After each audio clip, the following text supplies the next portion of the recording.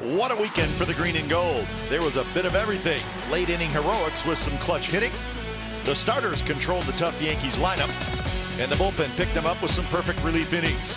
When it was all said and done, the A's pulled off a 4-game sweep of one of the tougher teams in the American League.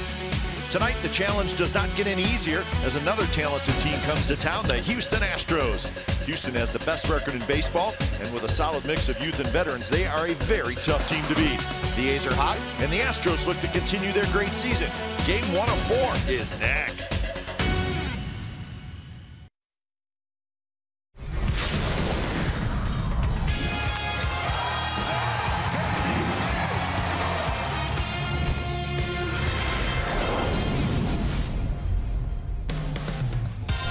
Well, after a sweep of the Yankees, it does not get any easier for the Athletics with the Houston Astros coming to town, and the young right-hander Daniel Gossett will make the start in Game 1 of the 4-game series. It's the A's and the Astros coming up on NBC Sports California, powered by Xfinity. Good evening, everybody. I'm Glenn Kuiper, and welcome to Oakland A's baseball. When the talk of who the best team in baseball is so far this year, the Houston Astros are in the conversation, and why not? They are doing everything right. They got a 46-24 record, best in the majors, runs, home runs, both second in the league. Their pitching is good, the bullpen's good, and right now they're a little bit banged up, but all in all, this is a terrific team and one to watch as the season goes on. And Mark Mulder joins me now. And Mark, I think if you look around, this is as well-balanced of a team as there is in all of baseball. It really is. The athleticism 1 through 9 in this lineup is incredible. They hit for average, they can hit for power, they can steal bases, and they force the issue on the bases once they find a way on. And the A's are going to be challenged this evening with this team because they're as good as it gets right now in the game. And that challenge will fall on the shoulders of the young right-hander Daniel Gossett. And Mark, just his second big league start. He struggled a little bit in his first one in Miami, but you would imagine it'll be a little bit more relaxed, and it's nice to pitch in front of the home fans. You would think so. Coming back home, making your first start, there's still going to be a ton of adrenaline. But for him, in his first start, the ball was up. Everything was up in the zone, making some mistakes. Maybe that had to do with the adrenaline, like you said. But hopefully tonight he can keep that ball down. And one thing to pay attention to, he needs to not worry so much about these guys on base when they do find their way there, because as young as he is, that game can get moving a little too quick for him if he focuses on those runners instead of making those pitches. All right, the Astros will send the veteran right-hander Brad Peacock to the mound. He's filling in that injury-riddled starting rotation for the Astros. So third series of the year between the A's and the Astros. We'll have lineups in first pitch. It's the first of 4 from the Coliseum, so stick around.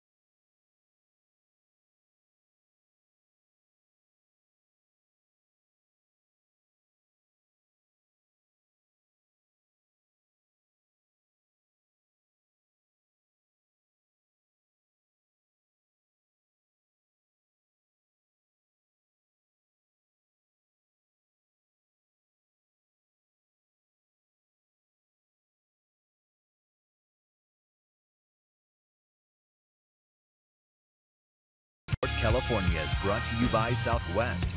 Yes to low fares with nothing to hide. That's transparency. By Toyota, the full-line automaker with the longest-lasting vehicles in America. Toyota, let's go places. And by Jack in the Box. Come try the new sweet or spicy barbecue bacon cheeseburger and chicken sandwich. Limited time only. Mike Everett. So here come the Athletics. There's the youngster Daniel Gossett making his second big league start as he leads the A's onto the field with the all-white uniforms tonight. Game time weather for tonight is brought to you by Santa Cruz Beach Boardwalk. Get to the beach. The admission-free boardwalk is open daily. Another warm night, 78 degrees, but there's just a nice breeze, and it feels pretty good at the ballpark. It'd be a great night to sit and watch the game because it's nice and warm, but yet pretty comfortable with the Houston Astros in town. Let's check out their lineup brought to you by Southwest Airlines. Here it is. Good lineup. Springer leads off, then Marwin Gonzalez, Jose Altuve, another great season. Carlos Correa, the terrific young shortstop. Beltran, the DH. Then it's Gaddis, Fisher, Derek Fisher, one of the top prospects for the Astros, just called up from the minor leagues. Bregman plays third. Marisnick is the center fielder. And Daniel Gossett making his second start of the season, first here in front of the home crowd. Looking to be a little better than his first start. It got off to a nice start in the first inning, and things kind of fell apart from there, and looking for better results tonight. A's lineup defensively behind Gossett with Chris Davis in left, Jacob Brugman in center, Matt Joyce is in right field, Healy, Rosales, Pinder, Alonso third to first, and Josh Begley is the catcher. So George Springer is set to get in the box, and we're set for baseball. First of 4, 3 night games, and then the series finishes with a day game on Thursday.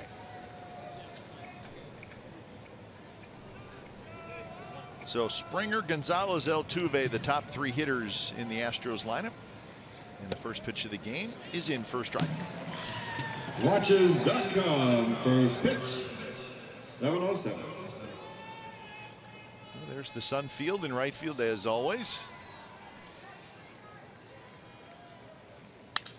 And Springer lines one toward Chris Davis. Davis dives, and Davis caught it, and then it popped out of his glove, but they're calling it an out. Boy, how about that? Mike Everett, the third base umpire, is calling it an out. Well, this is a little surprising. You see Davis come running in. The ball's smoked. He makes the dive. He makes the catch, and right there you do kind of see Chris reach into his glove like he's in a hurry to pull it out of his glove for some reason. He's got it right there, and I don't know if that's him trying to make sure it stayed in his glove, but for whatever reason he's reaching in for the baseball, and maybe he's just trying to make sure he's just trying to get possession of the ball, but for whatever reason. Interesting call. That's the group right now that's chatting about it. Wilkie, Baker, Dreckman, and Mike Everett. Mike Everett. Bill Wilkie is the gentleman calling balls and strikes, so they're going to chat about. That's a tough call because you look at it in slow motion, and then it seems to be he caught it, but that's in slow motion. That's the issue here. Is it looks way different in real time as it does in slow motion. Right here you're watching slow-mo. It seems like he has it, but I guess you also have to consider, okay, why is Chris Davis reaching for it? Yeah. If he's got it, why is he taking his throwing arm up there? And if you watch it live here, you see him dive and it pops out. It seems like it happens a lot quicker. So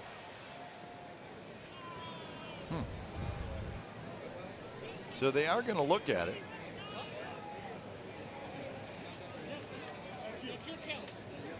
And that's Mike Everett. He is the crew chief, and he is the umpire that made the call. And he immediately, right as that ball popped out, he immediately put his right arm up and said, that's an out.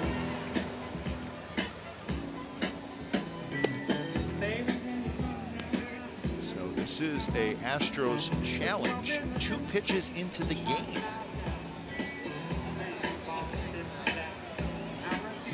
So a very interesting way to start the ball game.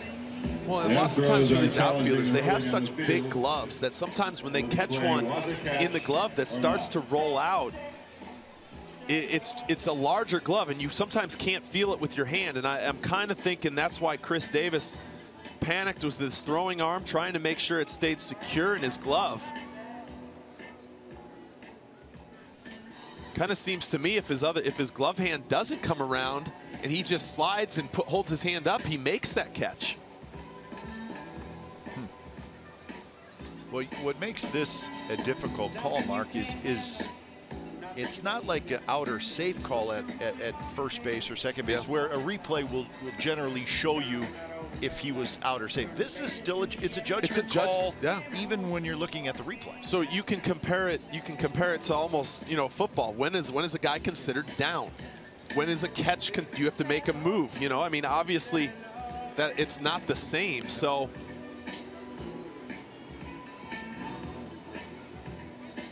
But that's the thing. It's a judgment. So that's right. This one is. And they're calling it a base hit. So the Astros get the call overturned. How about that? Runner safe at first.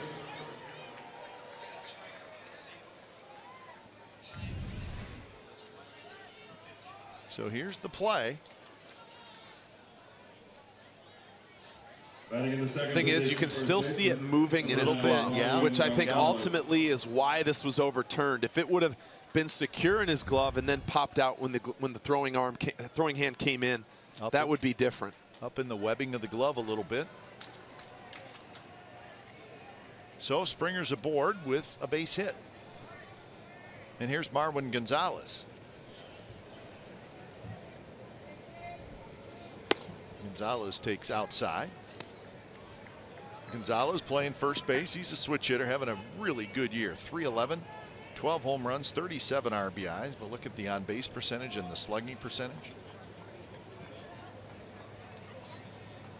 Gonzalez playing a lot of first base this year. He has the ability to play multiple positions. He has been one of the Astros' best players this year.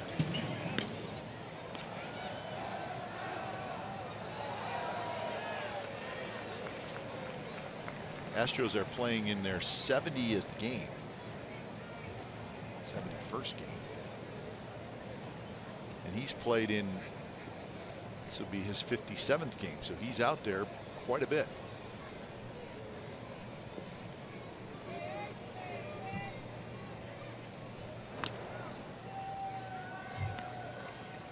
So the Astros offensively are very good. They're second in the league in runs scored.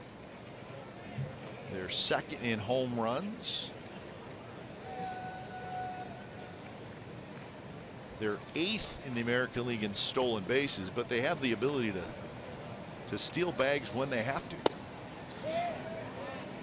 Well, before the game, I was joking with AJ Hinch, their manager, just kind of, hey, what's going on? You guys aren't winning every day. And he goes, we got the gray uniforms on now. We're good. Okay. And obviously, they're 23-8 on the road, which is crazy. And that's why he said that. They've just had different results at home. Still good. Yeah, that 23-8 road record is the best in the majors. Best in the majors. So still the best record in all of baseball at 46-24 are the Astros. Hey, tonight any 95-mile-per-hour fastball is our fast pitch, brought to you by Xfinity, the fastest Wi-Fi at home and on the go.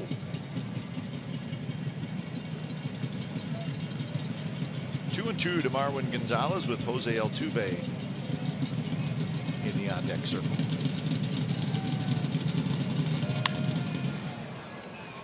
Chris Davis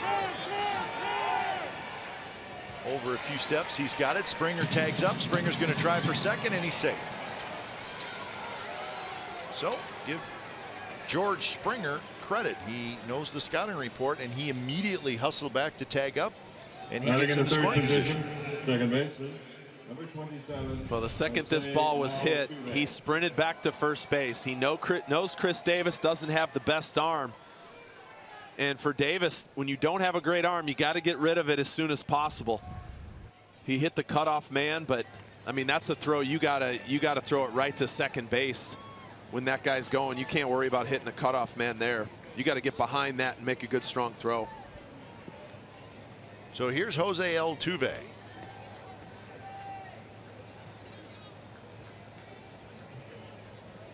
Altuve, another great season, hitting .331. He's got 10 home runs, 34 RBIs. The .331 batting average is third best in the American League. Oh, and by the way, he's hot. 9 for his last 13.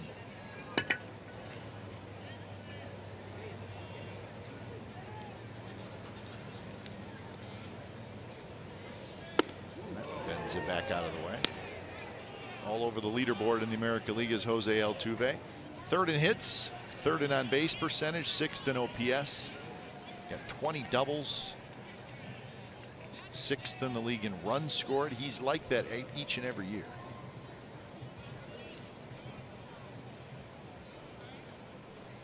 A breaking ball that stayed high. Finishing up on those Astros offensive numbers. They're also second in the league in doubles. They have the fewest strikeouts in the American League. How about that? So they put it in play, and they have enough team speed where they can put pressure on you. So it's another reason why their offense is very good.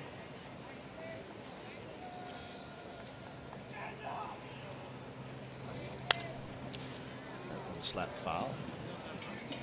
They lead the league in slugging percentage, and they're second in on base percentage. So they do a lot of things right.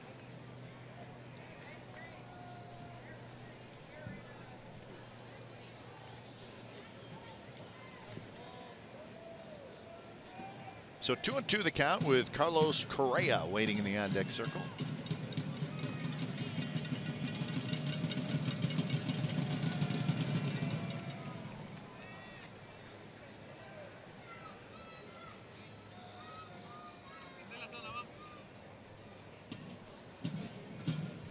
Astros looking for an early lead.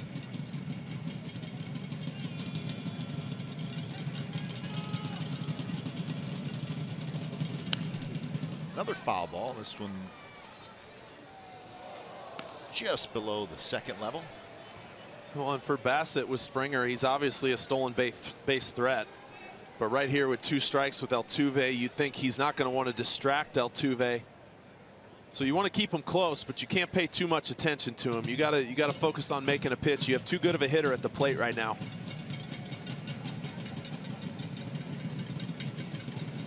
Another 2-2. Gossett to Altuve, and it's blocked by Fegley. So now full count.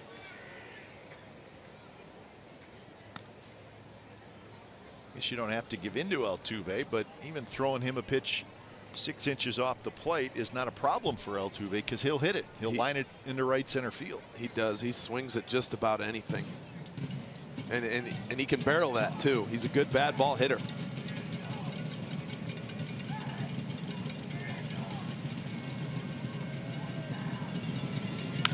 Pitch is hit to center, hit well.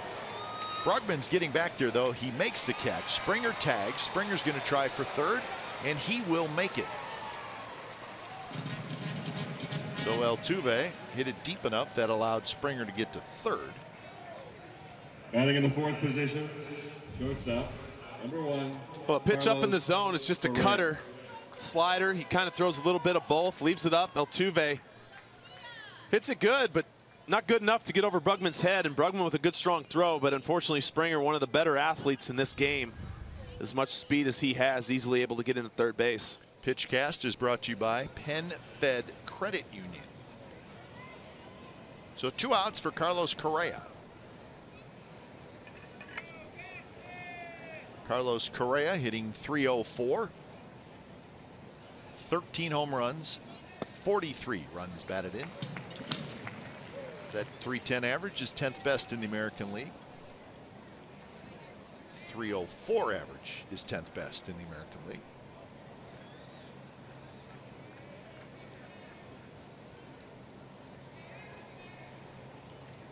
Defense straight up.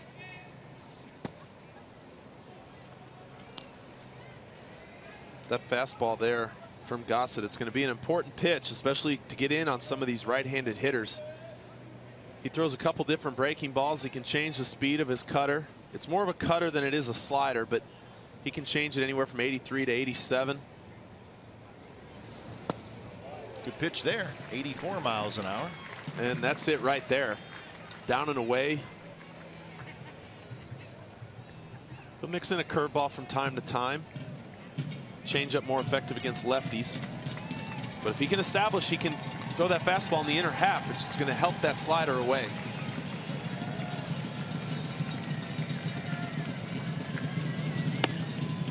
Fastball at 92 miles an hour from Gossett. Gossett was the A's second-round pick in the 2014 draft. Check out his motion. Seems pretty simple. Yeah, not a real high leg kick. Over the top guy. Throws downhill.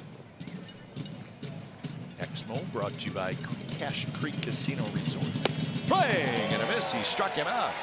Reached back for 94 miles an hour. So the Astros strand Springer at third.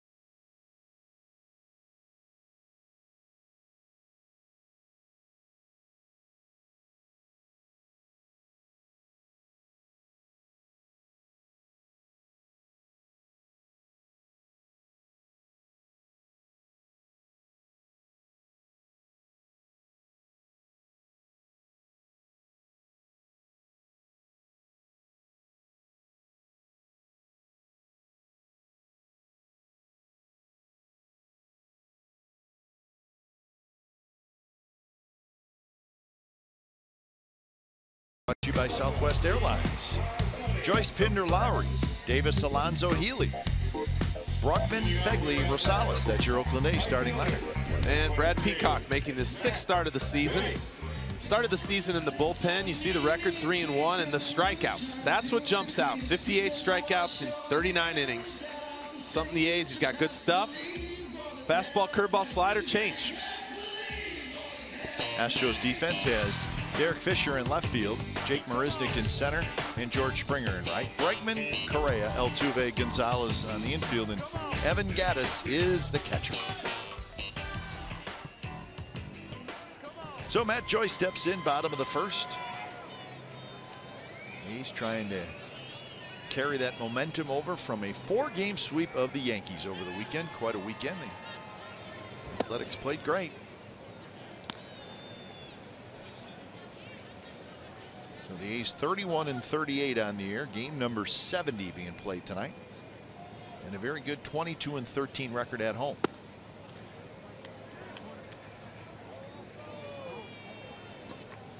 So it was a good weekend for the A's. It was a good weekend for Matt Joyce. He's sitting on a 6-game hitting streak. And this one's popped up. Shift is on. Bregman is the only infielder on the left side. And he's got it. So that's out number 1. Want to give you an update on the A's coaching staff. There's been some changes, and we'll tell you why. This is the way it is lined up now. Chip Hale is now the bench coach. Of course, Darren Bush, Scott Emerson. Steve Scarsoni is going to be the third base coach. Mike Eldreddy stays at first. Marcus Jensen the same, and Garvin Alston is the new bullpen coach. And there's Garvin. He's been in the A's organization a long time. Last year with the Diamondbacks, but back with the A's this year. So we welcome Garvin Alston as the bullpen coach. And the bat goes sailing down toward the tarp. But we do want to tell you some of the changes are being done due to Marcotte taking a leave of absence. And if anybody's wondering, is everything okay with Mark? The situation is one of his daughters, Sienna, was hit in the eye with a tennis ball at a party, and there's some possibly serious damage to the eye, and Mark is taking care of that. So we wish the Kotze family the best of luck, and I know it's a scary situation. So yeah, there was a thrown tennis ball, and it unfortunately caught her square. So Mark do not know how long he's going to be gone. He will be as long as he has to be. So we're thinking about you, Mark, and of course his daughter Sienna and the rest of the Kotze family. 1-2 now to Pinder. So Chip Hale heads back into the dugout. Steve Scarsoni, the third base coach.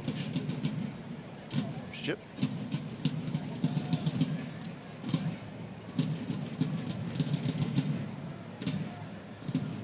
One and 2 to Pinder with Lowry waiting in the on-deck circle. Check swing tapper right back to Peacock. He throws to first. So Pinder is retired. 2 outs here in the bottom of the first.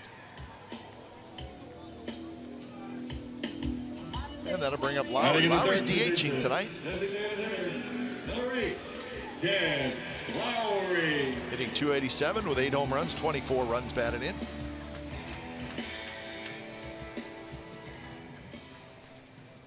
Also wanted to let A's fans know that Matt Chapman is not in the lineup tonight, and there's a reason. He has a left knee infection.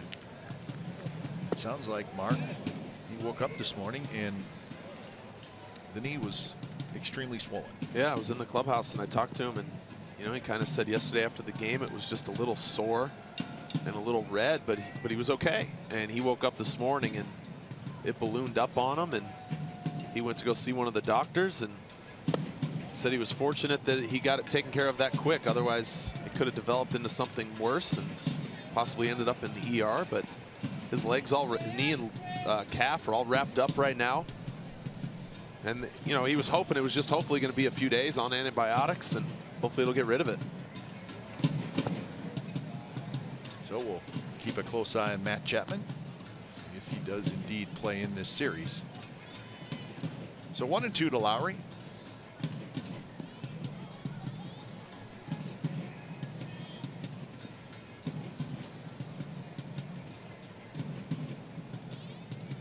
Shift is on for Lowry, and he drives one toward right. Springer hustling back. Springer was playing well into right center field, kind of an interesting outfield alignment, and it helps the Astros there as Springer tracks it down.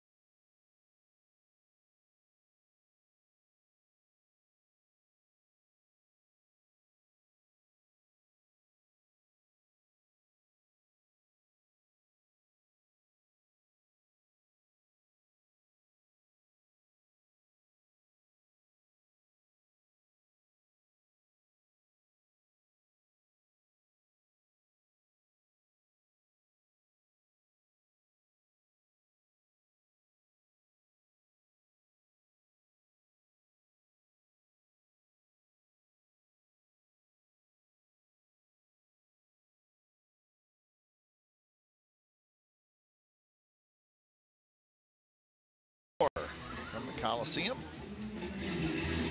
Beautiful night for baseball. Not a real big crowd, but it was nice to see good crowds this weekend. 3 of the 4 games against the Yankees, the A's drew over 30,000. Kind of a festive atmosphere, actually. So here's Carlos Beltran, the veteran designated hitter. Free agent signing for the Astros in the offseason, a 1-year deal for $16 million. It's a good deal for Beltran. And the kind of veteran guy that the Astros needed to put in the middle of their lineup. Well, that's kind of what you do when you have such a young team and talented team as the Astros do. You know, you can bring in those veteran guys, someone like Beltran who's been there, done it in just about every aspect. It's a close ball. Yeah, Beltran has been around a long time, and he has been good for a long time. Well, watching this, when you see it bounce right there, that almost looks as if it landed on the line. Sure does. If it landed on the line, then it would have had to go over the bag. Absolutely. It's hooking that way. Beltran did not go. Beltran has 430 career home runs. Remember, he's a switch hitter. Well, this one he's just able to hold up.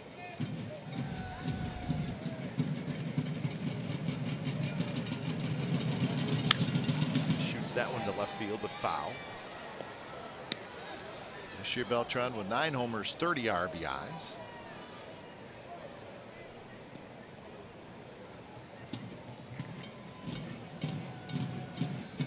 Been around for, this is his 19th year in the league. See, there's still a few guys out there that Mark Mulder faced. And Beltran's one of them. That number's getting smaller and smaller. Yeah. He got to the big leagues in 1998 with the Kansas City Royals. Alonso has it, trots to the bag, and that is out number 1. And let's check in with Angela. I'm in the stand. 2017 NBA champion Javale Mcgee. Javale, congratulations. What has this last week been like for you since winning? I mean, it's been amazing. I've just been taking it all in and enjoying every day. And tell me about the charity softball game. This is a 3rd annual one. It's going to happen Saturday here at the Coliseum. Yeah, here at the Coliseum. Saturday we have a Jug Light charity softball game, which is my foundation, and we build water wells in Uganda every summer. So it's a real good charity, real good cause. Who's going to be out here? Half my teammates are going to be out here. G-Eazy's going to be here. Marshawn Lynch, Amber Rose.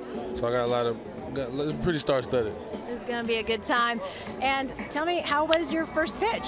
Oh man, it was amazing. I feel like I got a strike. It was maybe a slider, I don't know. The softball game is going on Saturday. Gates open at 1, and the game starts at 2:30. He'll be here, so check it out. Get your tickets at juglifewater.com. Thanks, Javale, and congratulations. Guys, back up to you. Well, it's always good to see a world champion in the house. We love having the Warriors come out.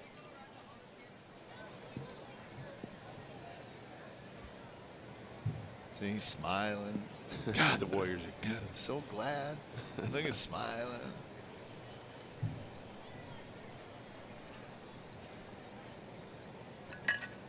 Here's Derek Fisher. Very high prospect for the Houston Astros. Just brought up recently. Made his major league debut on Wednesday against the Rangers.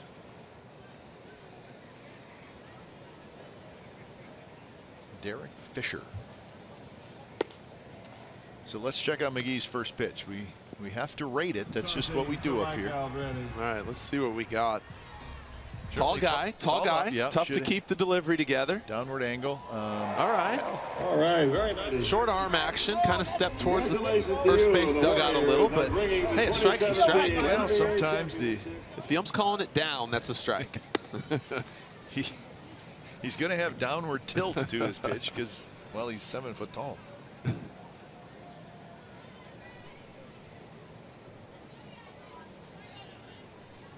Better than 50 Cent. 50 Cent was the worst one I remember. The rapper. It's about as bad as it gets. Threw it to the first base dugout almost. Or you could be Bob Costas, who didn't like it, and then he has to do it again. That's really different story. I guess you can get away with that if you're. Huh. Can I do that again? Huh. I didn't know that. I'd like to do that after a home run. Hold on. Can I do that one more time? You go back to the plate. Let's do that again. That was possible. 2-2 pitch, swing and a miss by Fisher. So that's the second strikeout for Daniel Gossett. Well, second inning in a row, Gossett has had a guy on second and one out. And this time he makes a good curve. That's a slider that's down. Baseman, number 2, Alex Bregman. Yep, just a breaking ball down in the zone, getting that chase pitch with 2 strikes.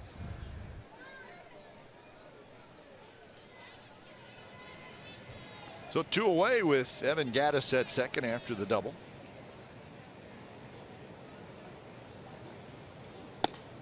And here is Alex Bregman. So we got a Bregman and a Brugman.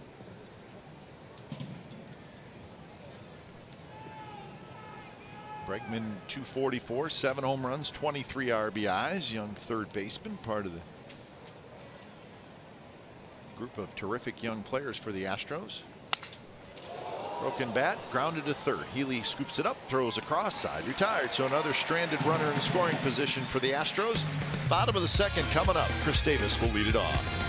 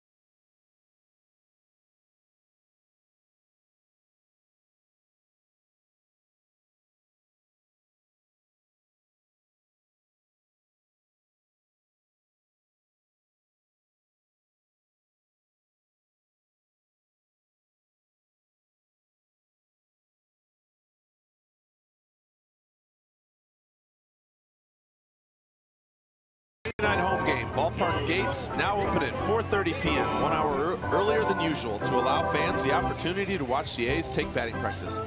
Tuesday games also feature free parking as part of Chevy Free Parking Tuesday. So that'll be tomorrow. Game 2 of the series. Bottom of the second from the Coliseum with Davis, Alonso, and Healy to hit against Brad Peacock.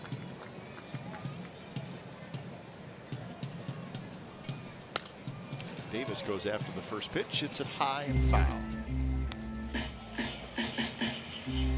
This is the 3rd series of the year between these two teams, where they played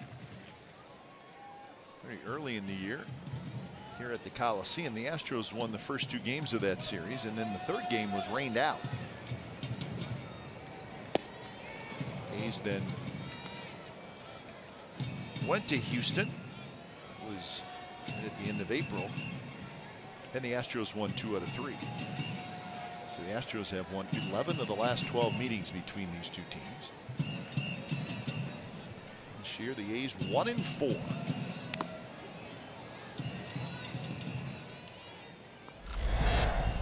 Well, and this was in yesterday's day game. Chris Davis gets a heater up. Hits it right out to center field, right off the center field door. Chris Davis showing off that power.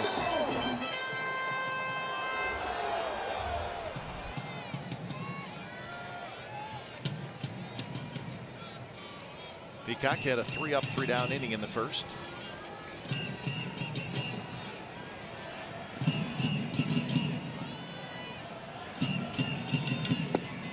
And that one just missed. Close pitch.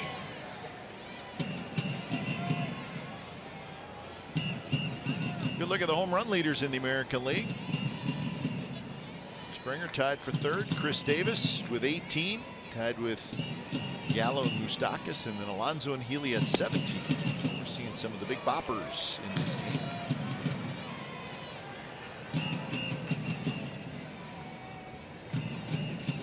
And a good eye from Chris Davis here on these last couple pitches. Both these pitches just off the edge of the plate.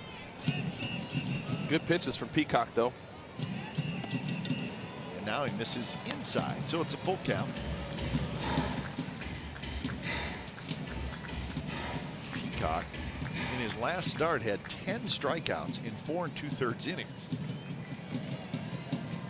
Well, we've seen a lot of that has to do with that slider. He's got a little disappearing slider. And Davis went around on a pitch that was well out of the strike zone. So that may have been it right there. That was it. He's got a lower arm angle, and it doesn't have that downward tilt to it that you see a lot from good sliders. Gossett has the one that goes down. This one's more right to left, moving to the glove side, moving away from right-handed hitters. Just doesn't seem doesn't seem like the hitters pick it up very well. Strikeouts indeed the thing for Peacock this year. That is his 59th now in 40 innings.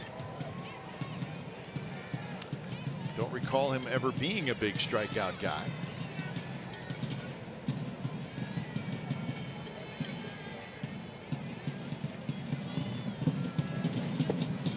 Pitch there, and the count 1-1 to Yonder Alonso.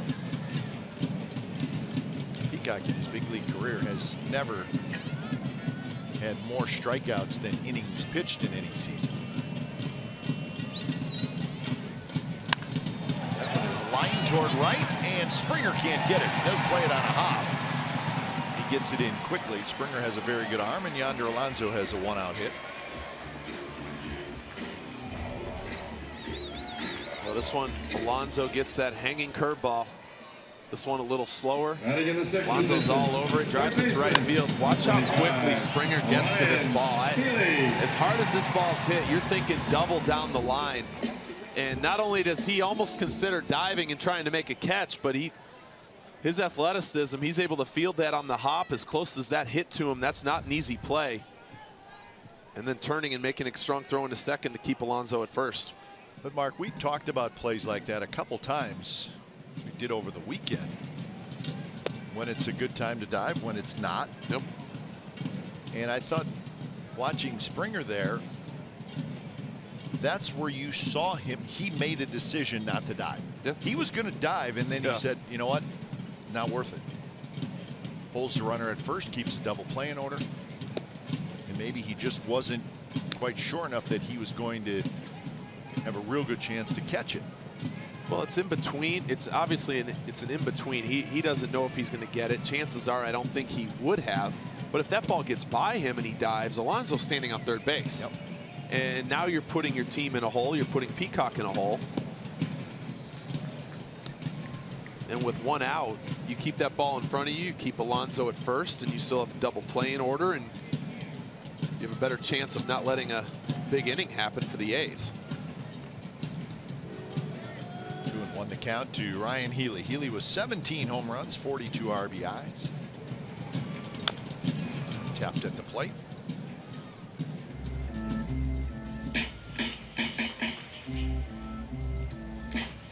Healy with 8 home runs and 18 RBIs in his last 15 games.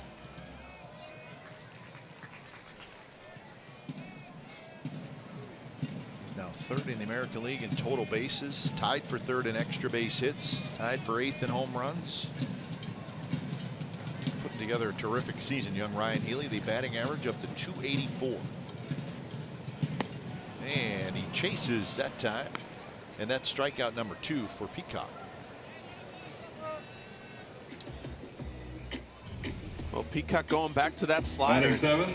You know, we saw Healy in his last few at bats. He seemed like the timing his timing has been off. We saw he's been hot for the last few weeks, hitting a lot of balls hard. These last couple games, he's had a couple funky swings that we haven't seen from him recently. And that one there on a Peacock slider. I believe that gentleman's an Astros fan. I'm going out on a limb there. Really? Maybe the H on the shorts gives it away. He's hungry, I know that. I wonder if that's all for him. I'm saying no.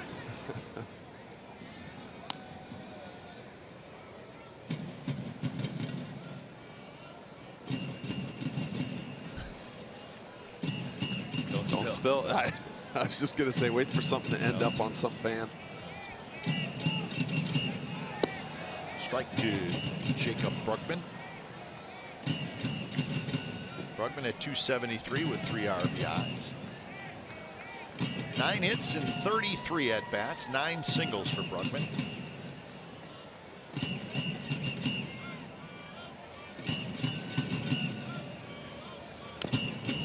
Rolls that one past Fegley in the on-deck circle.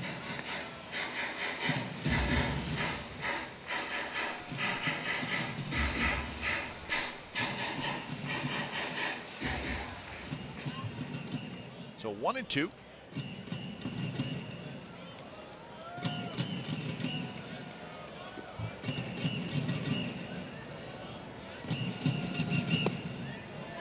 Just a touch low. You can see Peacock. He's got a little extra in there. That one 95 miles an hour. He kind of usually sits 91, 93. He might touch 94. But that one, he had a little extra behind that one.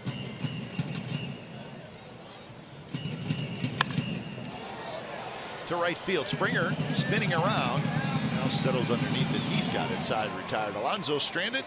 And we're scoreless after 2 from the Coliseum.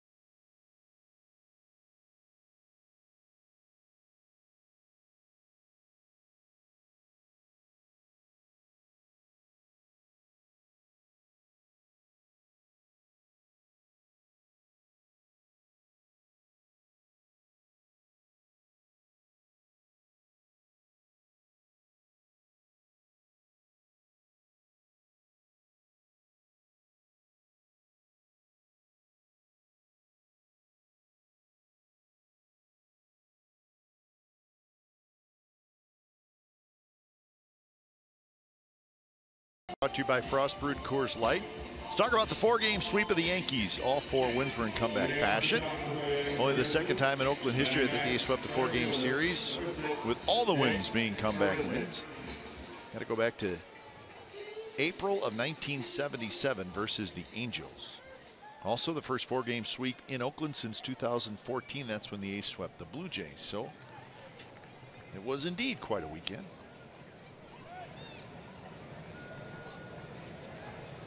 But you got to move on, look forward to what's coming up. And what's coming up, Mark, is 7 of the next 10 games will be against these Astros. Yep. So next road trip, the A's will be in Houston. In fact, they'll be in Houston next Tuesday, Wednesday, and Thursday.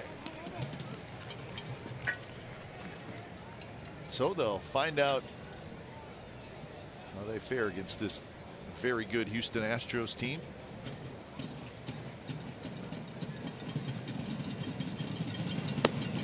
A's will head to Chicago this weekend to take on the White Sox Friday, Saturday, Sunday. Then they will have an off day on Monday, and then the Tuesday, Wednesday, Thursday in Houston.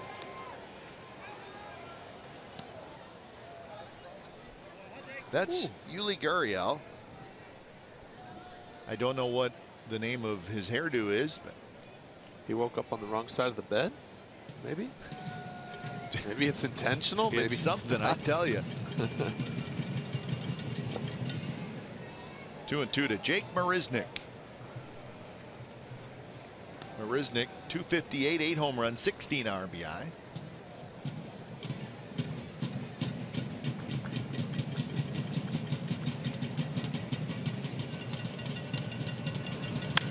Marisnick slices one toward Joyce and right. And Joyce moves to his left, and he's got it. So 1 away here in the 3rd. Well, I'll tell you, we've seen a much more confident Daniel Gossett in this game than we saw in his first start. Number 4, a lot better angle, George attacking guys. You know, I mentioned earlier, a lot of things were up in that first start. First inning was good, but then the ball was up. And, you know, sometimes maybe that just has to do with adrenaline. Trying to be that first big league start, trying to be really good. Sometimes you put a little too much pressure on yourself, and now you come home and you kind of relax a little bit. You now have a week with the team, or 5-6 days with the team, and get a little more comfortable. 1-1 to Springer, who singled in the first. Went to Clemson. Not a big guy, 6 foot, 177 pounds.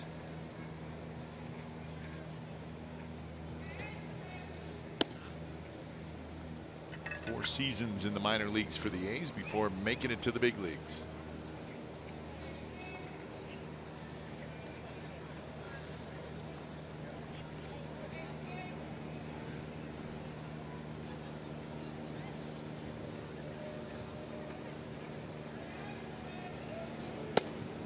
Good pitch there, 2-2.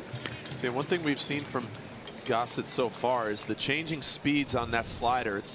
He calls it a cutter, but it's a little bit more of a slider. He'll throw some at 86, 87, some at 83 that we've seen. That one was a hanger. Healy over, and it'll be into the seats. That one a curveball. He was trying to go down and away, kind of spun it up and in a little. Just didn't get out in front of it. So in having, you can see this one just hanging. This is not where he doesn't want to throw that one again. But some of those sliders, if he gets that down, there's good depth to it. We've seen a handful of Astro hitters out in front.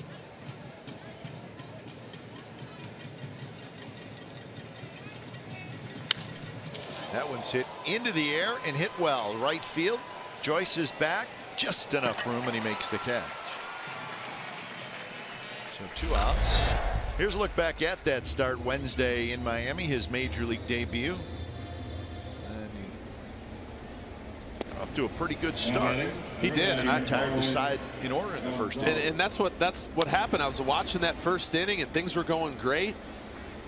And I do believe he did score from first once he did reach base, but things just got away from him a little too quick in that game. Yeah, a couple of solo home runs then in the second inning. And when it was all said and done, 6 earned runs in 3 1/3.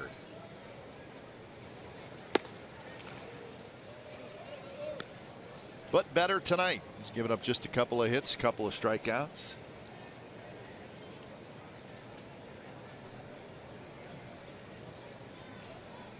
Let's hope he fares better in tonight's game, and so far he has.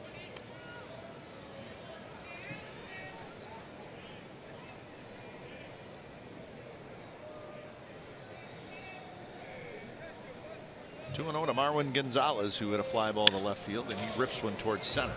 Bregman's right there. He's got it, and that's a 3-up, 3-down inning for Daniel Gossett. We're going to the bottom of the third. No score.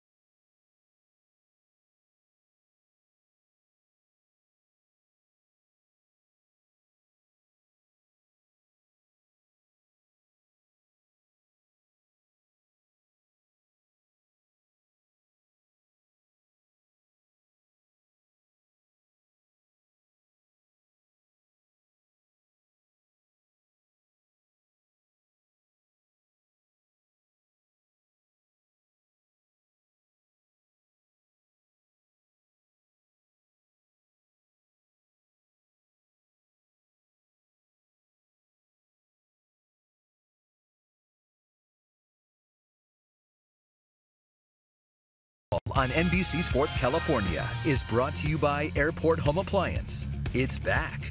The Airport Home Appliance Warehouse Sale. No score, bottom of the third. Starting to cool off nicely here at the ballpark. Still a very warm night. That's a tough age. I was just thinking that's a tough age. Here's Fegley to lead it off. Bottom of the third. Fegley takes a strike from Brad Peacock. Peacock's allowed one hit with a couple of strikeouts through the first 2 innings.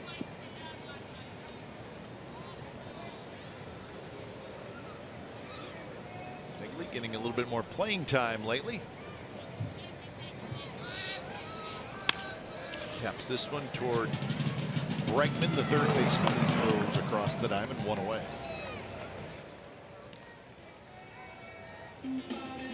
So I was thinking, Mark, with the A's at 31 and 38, right, still a ways to go. You always shoot for that 500. Won 4 in a row. They got 20 games left up until the All-Star break. 20 games includes tonight. So I'm thinking positive. Let's say they were to go 13 and 7, which is pretty good, right? Yep. So 13 and 7. 6 games over 500. So you could get, if you did that, you'd be 3 games under 500 at the All-Star break, which isn't bad, right? No. And where I'm going with this is, coming into today's action, the team that would be the second wild card team is the Tampa Bay Rays. They're 2 games over 500. So that's my point. Yep. Now again, we always say, listen, the wild card, is it too early to talk about? Maybe, but the point is nobody's running away with the 2 wild card spots, not in the American League. Now, if you look at the National League, the 3 teams in the National League West have the 3 best records in the National League. So right there, you see the Diamondbacks and the Dodgers and the Rockies all having very good seasons. And look at their records compared to the top wild card teams in the American League. So if you can get yourself close to 500 at the All-Star break, I don't think any of those teams that we showed you in the wild card standings are going to run off and win 12 out of 15 and stretch it out. But even if one of them did, there's still 2 spots. So it's not that crazy, really. No, it's really not at all. I mean, you got the whole American League is bunched together. I mean, that's the reality of it. Rosales with the shift on, lines one to right field. Nicely done by Adam Rosales. So a 1-out single. He's have a base runner. Well, with that shift, Rosie almost, watch this inside-out swing. The ball is inside, and you can tell he's just trying to shoot something the other way. It gets in on him. He pulls his hands in nicely, and no one is there at second base. Altuve was standing behind second. Gonzalez obviously was close to first base, so that whole right side was wide open. So here's the top of the order and Matt Joyce.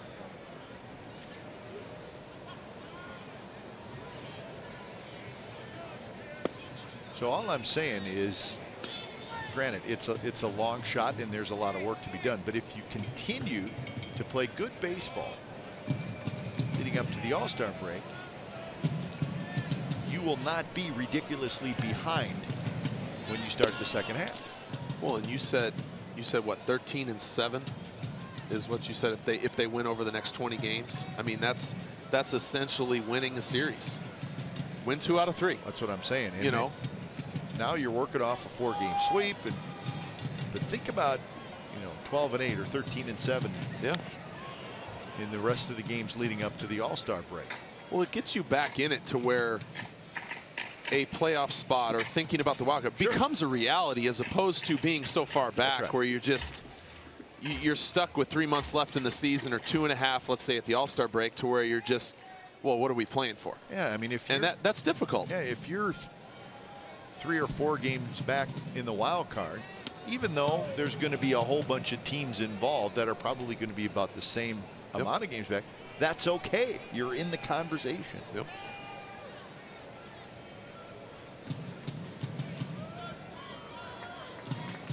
It's not completely crazy is what we're saying. But the A's have to play better on the road. I mean, that's really where it would start. Yes.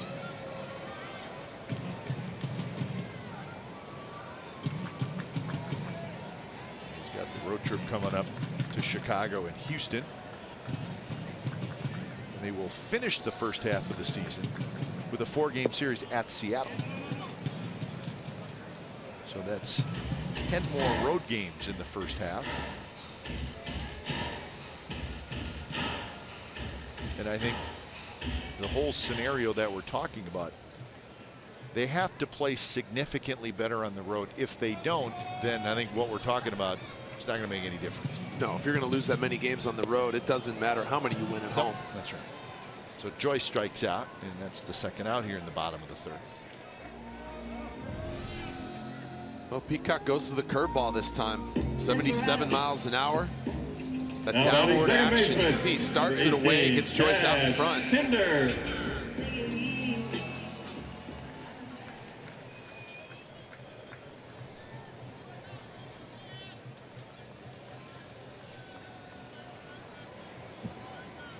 Pinder hit a little tapper back to the mound his first at bat. There's that Peacock slider, and it's a good one. Well, and I think there's something to Peacock with his delivery. You can kind of tell guys haven't, it's either been a really good swing from one of the A's players or a bad swing, and that kind of tells me there's some sort of deception, whether they don't pick up the ball real well.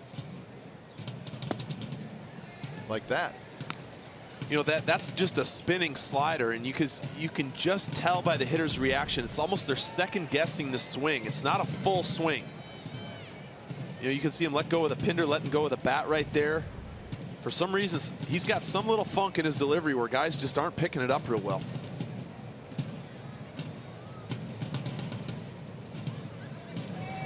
You know, it looks like to me, and you would know better than I, looks like he's got he's not a full short armor, but he doesn't have that where he reaches way back with his arm, and it's he's got kind of a quick arm. Very quick, and that's what I was going to say. It's kind of a quick circle. It's a quick arm once his arm comes down behind him. Runner goes. It's slap foul, so Rosales was on the move. His arm kind of comes down and behind him, but from there, it then goes straight up, almost right behind his ear. See, watch his hand. The ball disappears behind him, but then boom, it's right there coming out of his ear. So there's some deception there. Yep. He hides the ball pretty well. And that's not really something you teach. Guys just either have it or they don't. And a swing and a miss. So he got him again. So a couple of strikeouts for Peacock in the third. We're moving to the fourth. No score, A's and Stros.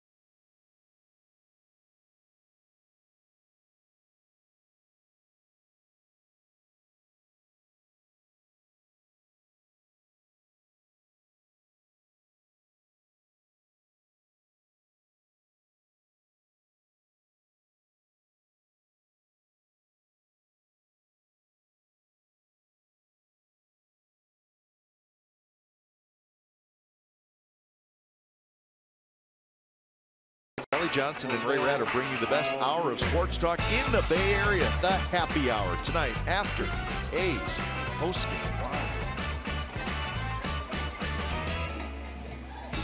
That's a beautiful look at downtown Oakland. No score, top of the fourth inning. He's looking for their 5th consecutive win.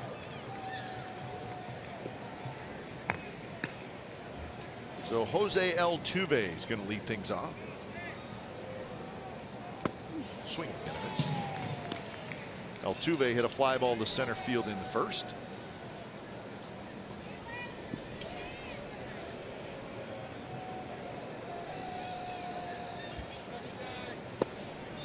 A good pitch, and it's 0-2. It only seems like Altuve gets a hit almost every time against the A's. This year, he's 8 for 19 against them. Not that time, as Gossett strikes him out on 3 pitches for strikeout number 3. It's time now to check back in with Angela.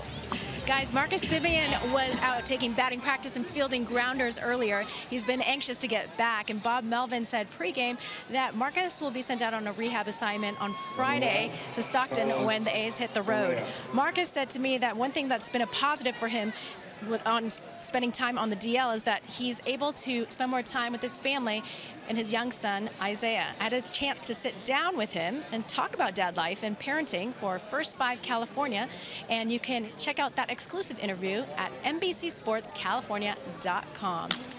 Back up to you guys. All right, we'll look forward to checking that out.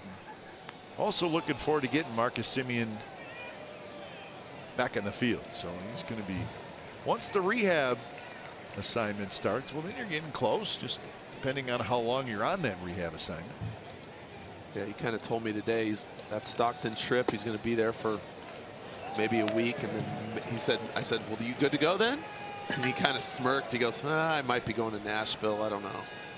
You know, so I mean, you got to see how how he feels and things like that, and then the A's make a decision then. But Well, I think they have the A's, if they want, and I'm sure they probably do, they can be patient with Marcus Semien. He played in 11 games this year, just 35 at bats. Something just did not feel right with that wrist, and he found out that it's because there was a broken bone in there.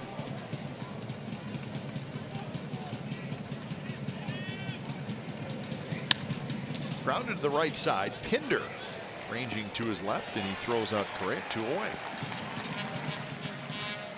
7 in a row retired by Daniel Gossett, so he's settling in nicely in his first home start. Number 15. I'll tell you what I like the most so far. I mean, he's made some great pitches, but just watching his demeanor out there on the mound, everything's nice and slow, everything's relaxed. Doesn't seem like he's overthinking anything, just keeping it real simple. And so far, he's made a lot of nice pitches. Got Carlos Beltran to ground out to first. He's in the second inning.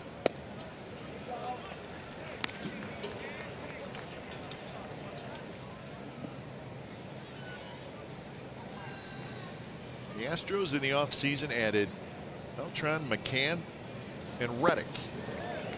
Should let you know that our old friend Josh Reddick is on the 7-day concussion disabled list. Probably not see him in this series. Good slider down. Beltran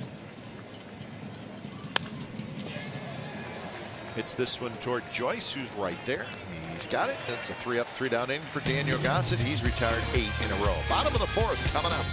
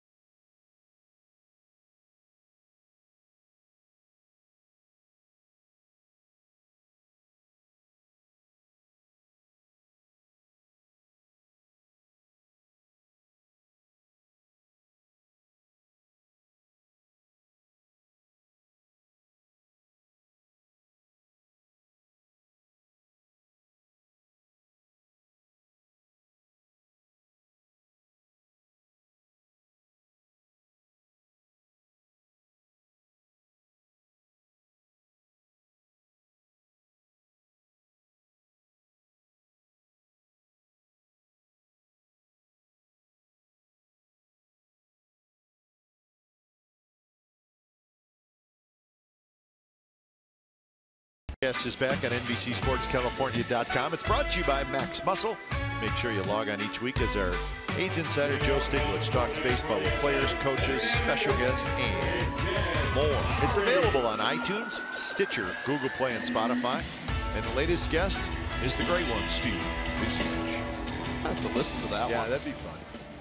Although the thing when you interview Vuce and he tells you these great stories, right? Like if he tells you 5 great stories, they're awesome. But you know that he has like 100 more that are even better that he's not going to tell you. Yep. So you just don't feel like you're getting everything from Vuce. And but it's enough. As much time, you know, I get here early, I head down, I sit in his office for a while. Players come in, players come out. And you hear things, and I don't know if I've ever really heard the same story twice. That's exactly right. And they're not being made up either. No. I asked him today, I said, hey, why you got so many magnets on this kind of metal cabinetry that he has there? It's filing cabinet, and I go, there's Rangers from '96 on here. There's A's from '84. I mean, there's all sorts of stuff. He goes, Oh, that's just to cover up all the nicks and dings that are on that thing. So there's more to it.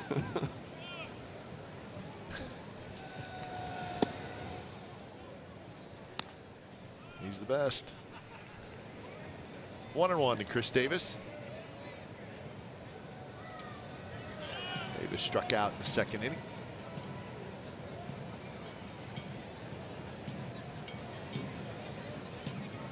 Wanted to correct something I said about Josh Reddick. He is probably going to play in this series. I think we may see him earlier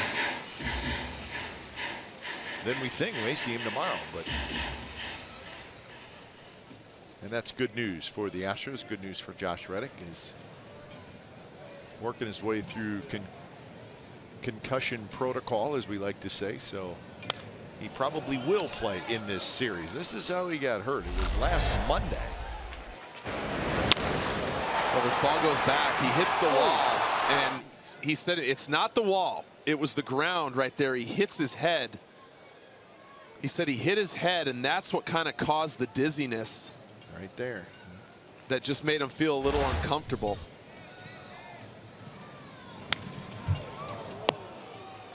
Well, we'll see him in this series at some point, I would imagine.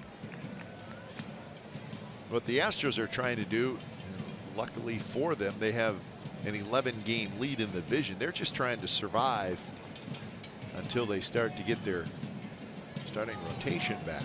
And I'm not talking about 1 or 2 guys. I'm talking about 80% of their rotation right now is on the disabled list. And that's hard to survive, but they have the big lead, and that's going to help. Keuchel, neck.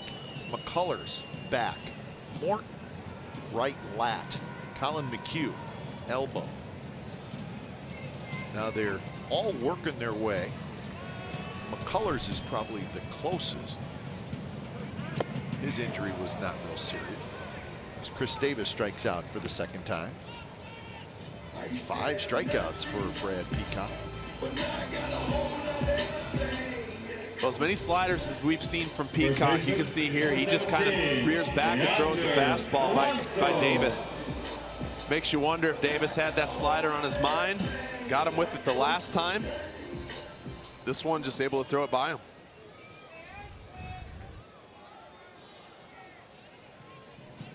So 2 away. Here's Yonder Alonso. But Colin McHugh, the right-hander, has not pitched at all this year. He's not really that close to coming back. Charlie Morton, from what we understand, is going to be on a rehab assignment this week. So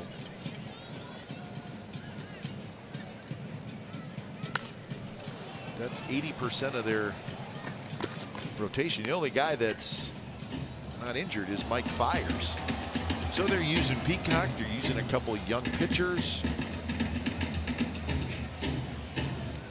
They luckily have a very big lead, so they can kind of weather the storm.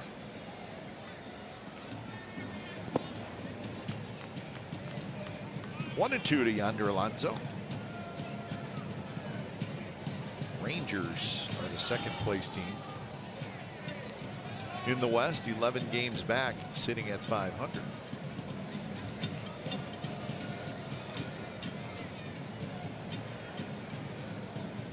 One-two pitch to Alonso is low. 61 pitches for Peacock. He did throw 96 in his last start, so doesn't seem like there would be really any type of pitch count. This is his 6th start. Yeah, he's made enough that A.J. Hinch has confidence in him to go over 100, I'm sure.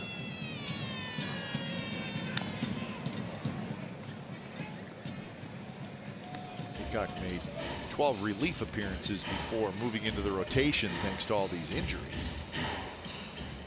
Pitched a couple times against the A's earlier this year.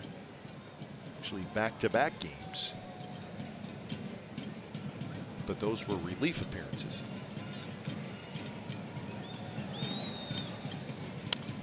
Fouled straight back. Good swing by Yonder Alonso.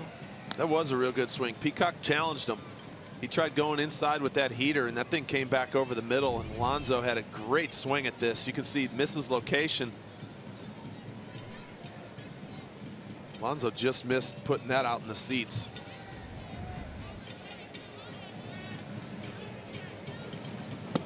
Pitch, got him swinging. That was a big overhand curve from Peacock. So he's got 6 strikeouts and he's rolling along. No score as we head to the 5th.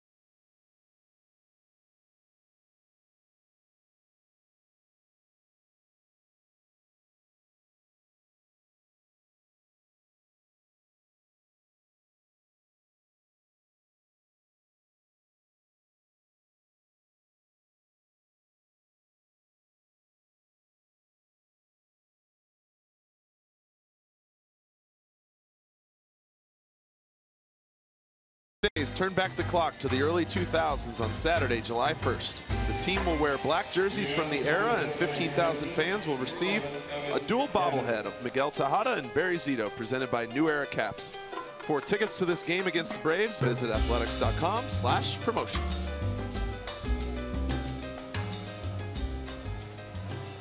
So, pitchers duel tonight between Daniel Gossett and Brad Peacock. No score, top of the 5th inning. It'll be Gaddis, Fisher, and Bregman. Gaddis doubled with 1 out in the 2nd inning, but was stranded.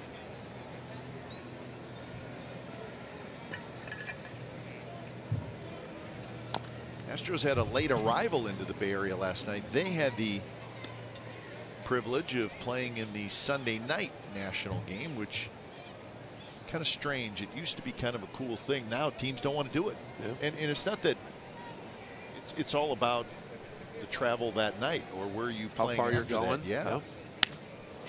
And that one is hooked down the line, and that's fair. So Gaddis is going to have his 2nd double. So they were at home playing the Red Sox, and this is what happened. James Hoyt hit 2 batters in a row, and Dustin Pedroia not happy. So both sides were warned. So Pedroia is now arguing with the umpire. Well, Greg Gibbs is like, "What? I didn't hit you." I know why he's mad, but it's still kind of funny. well, he's mad because why are you warning us? You know, that's why are you warning both teams when the Red Sox haven't done anything, and that's always been kind of a mystery to me when, you know, both teams get warned when only one team's done something. So, you know, it's all part of the. Well, I think it's, yeah, I think if there's such thing as having a good argument after getting hit by a pitch, that's probably a legitimate Pedroia argument. Yeah. But if you're the umpire then, and the umpires are trying to tighten this thing up, the hitting thing, if you don't warn them, and you can see why maybe they did, and you can kind of see why maybe they shouldn't have warned them, but then you have to hope, if you're the umpire, if you don't warn them, that it gets taken care of, and then it's over. Yeah. Right? And I always thought that ball players were pretty good at taking care of situations on their own and then moving on. And when I say taking care of, I'm talking about hitting guys. Yep. You hit one of our guys, we hit one of theirs. However you think about that, it always seems that players were pretty good at it, taking care of it. Is that the way you felt as a player? Like, just let us take care of it, and it won't escalate. Yes, I completely agree. The problem is, and what's changed is there's so many guys who now we've talked about it, throw 95 to 100 who can't command the baseball anymore. So when they maybe are told, or maybe they think I should hit somebody, they don't know how to do it. Yeah. And that's when guys get balls are up at their head, you know, and that's what can't happen. And that's where it ends up getting dangerous, and that's why I think you see more and more umpires. You know, the warnings come right away. Yeah. They don't want to see it anymore, and I in my opinion, that's why it's kind of changed and gone that direction. First pitch to Bregman, and he swings and misses. Gossett needs a strikeout with Gaddis at third and 1 out in the infield in.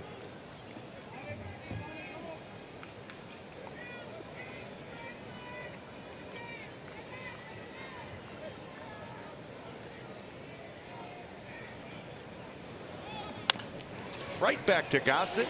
Checks the runner, flips to first, and that's a huge out. So Bregman just tapped it right back to the mound. Well, big situation for Gossett when you have 1 out and a guy on third. You got to keep it in the infield, and he does just that. He goes with that little cutter away and gets Bregman to hit something right off the end of the bat, right back to him, and he does the right thing. He turns, he looks Gaddis back, and makes a good throw to first base. So 2 away. Here's Jake Marisnick. Everybody can relax now in the infield, although Alonso stays uneven with the bag. And the first pitch is in for a strike.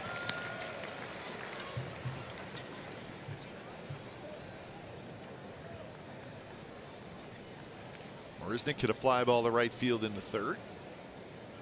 4 for 9 in these situations with 2 outs and a runner in scoring position. No, says Big Jordan Baker.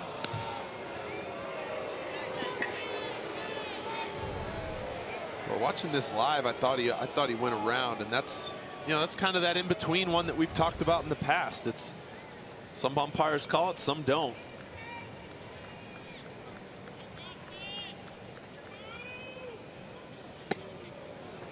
That one could have been called a strike, but it wasn't.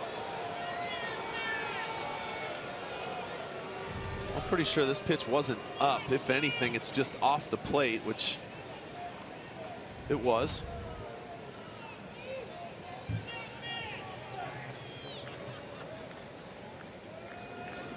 Swing and a miss. 91 miles an hour, but maybe a little late movement. But what separates Gossett, in my opinion, is the late life he has on the ball. You can see it's not like he throws 98, but he can throw the ball by guys after throwing a good few breaking balls, slowing them down.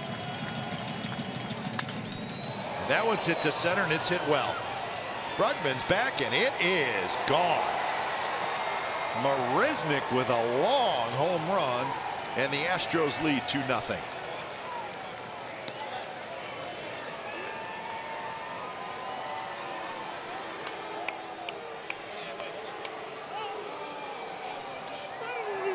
Well, Gossett, he challenged him one too many times. He's trying to go away, have something come back. This one does come back, but a little too much. And Marisnick's a big guy, a lot of power. He just made the mistake of trying to double up.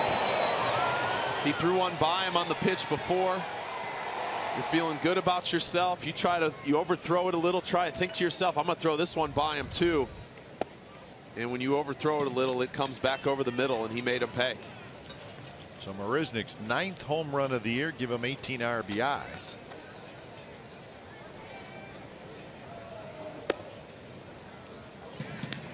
Two to George Springer. Marisnick last night in that game against the Red Sox hit a 454-foot home run. 454 feet. That one wasn't that far, but it was a long one.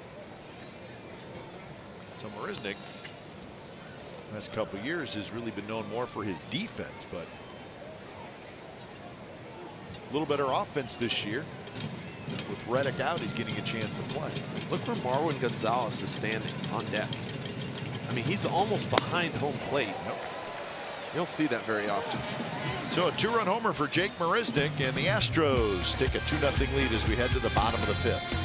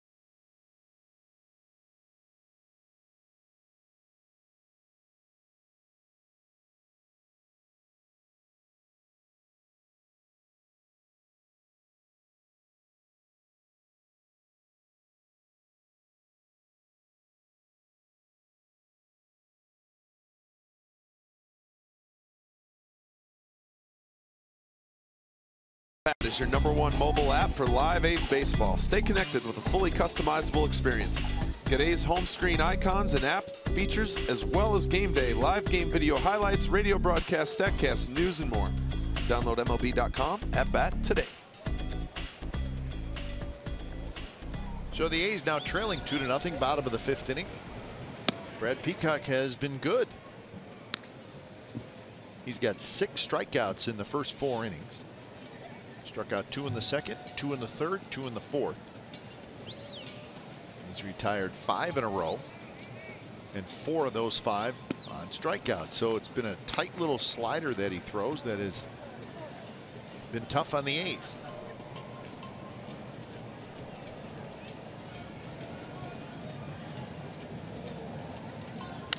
I think that may have been a changeup, and a good one. Healy out in front just a little bit. So 1 away here in the bottom of the 5th, and that'll bring up Bregman. Now batting center fielder, number 38, Jacob Bregman. Rangers are hosting the Blue Jays, and that game is almost over. The Rangers have a 6-5 lead in the 9th inning. That's the first of a 4-game series between those two teams, and there's always that joke in sports where you say, oh, those two teams really don't like each other. Well, with those two teams, it's really not a joke. Rangers and the Jays. Remember, the Rangers lost to the Jays in the division series each of the last 2 years. Wasn't there something else that? I don't know what you're talking about. Yeah, that's what I figured. So, yeah, what would you rather do? Would you rather be the recipient, in this case Jose Bautista, getting punched in the face that everybody sees over and over and over again? Then you get the last laugh by knocking the other team out of the postseason. Especially with a few of the home runs that he hit. Yep. I believe one of those came off Dyson. So that's be a fun series and a good game tonight. We'll keep an eye on how it wraps up. Again, the Rangers 6, the Blue Jays 5, 9th inning in Arlington. Let's take a look. Watch this pitch from Peacock. This was like a frisbee. And you can see Bregman, how hard it was for him to hold up. I mean, watch the movement of this thing. It starts in, and that's one where Bregman he thinks he's getting hit by that. So 3-2.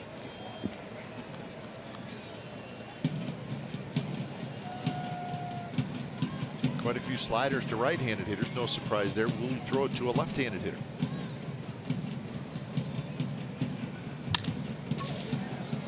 Correa gives ground. Now he's got to make a quick throw, and he got it. So Correa, you either charge it to try to get a good hop, or you give a little ground to get a good hop. But if you give ground, you better have a strong arm. Well, he was in between. The ball was hit towards the end of the bat, and I think he was, at first he wanted to charge it and then realized it would have been an in-between hop, so he takes a step back. But the athleticism and the arm strength, he has that to overcome that play.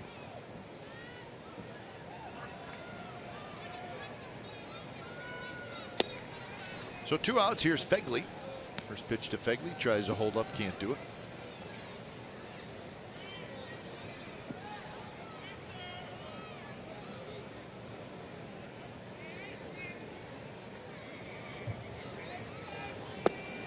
So quickly 0-2. Fegley grounded out to third in the third.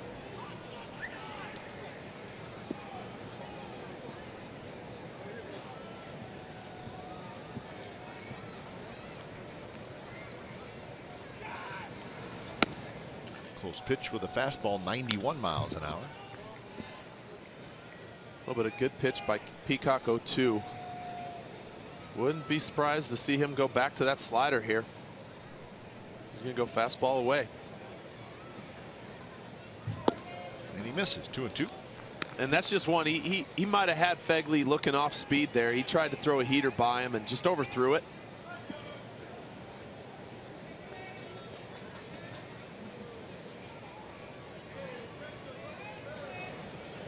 Got him swinging. So Peacock rolling along, his 7th strikeout, and he's retired 8 in a row. 6th inning coming up, 2-0 Astros.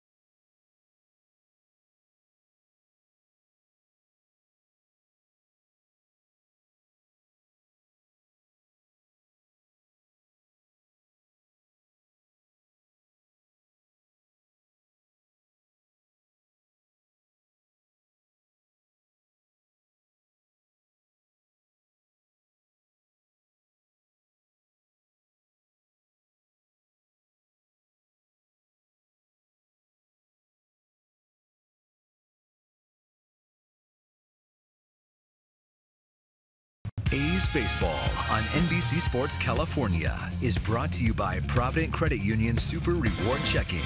We pay you.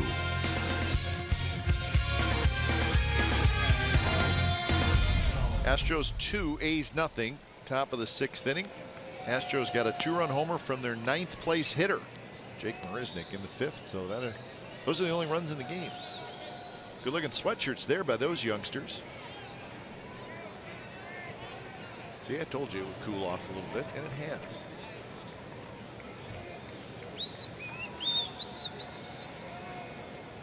Here's Marwin Gonzalez, the first pitch. Hit up the middle, and that'll get through into center field for a base hit. So Gonzalez with a leadoff single. And with that, let's check in with Angela. Well, guys, if you don't have 4th of July plans already, or even if you do, come join us a day early at the Coliseum as the A's celebrate with fireworks. It's going to be the biggest and best fireworks show in Northern California. It's presented by MLB The Show, only on PlayStation, right after the A's White Sox game. And plus, you can catch all of the fireworks action right on the field. So go to athletics.com/happy. That's athletics.com/happy. And join us July 3rd. Guys, back up to you. Thanks, Angela. And that will be a big weekend. Actually, not a weekend. It'll be middle of the week, sort of. Yep.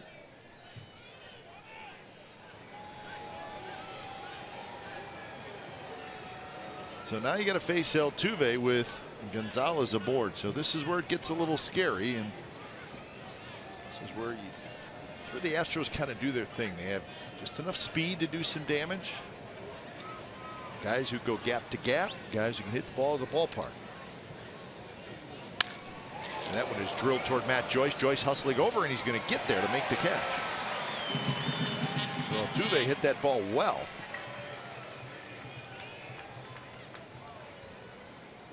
So Altuve, believe it or not, is 0 for 3. Well, and I was just about to say they also have guys who go the other way real well. And Pinder was playing up the middle a little bit, and Alonso holding on Gonzalez at first. You could tell Altuve's whole idea was to shoot something the other way.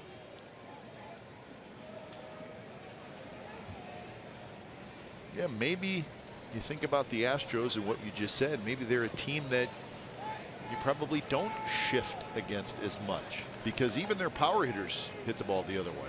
Well, especially just a few guys.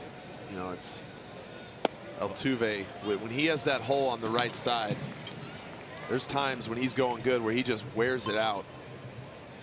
Well, Carlos Correa, I mean, here's their cleanup hitter, and the defense is about as straight up as you can get.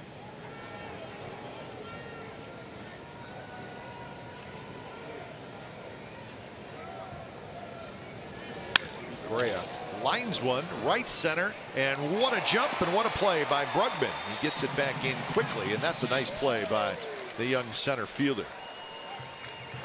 He got a very good jump, and he was able to get over there into right center field. Well, the second ball in a row, Gossett's kind of left up, and just a perfect swing from Correa. This ball's crushed, and it's tailing away from Bregman, but he got such a good jump. He made a hard play look easy out there. And you know, for Gossett, you just got, hey, I know they're hit hard, but that's 2 outs. That's 2 hard hit outs. Get that third one. If he can get Carlos Beltran, who's 0 for 2.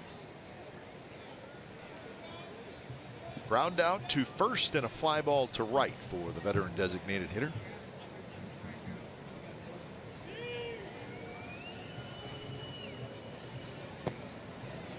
And now it's 0-2. Well, that's a changeup followed by a breaking ball. Slow, slow. Let's see if Gossett tries to speed him up here, maybe elevate a fastball, or I mean, you can kind of do anything with a heater here. You can try and throw something inside, back him off the plate, freeze him away, or you can try to bounce another breaking ball. Almost like you're trying to go heater in, have something come back, make sure you miss inside.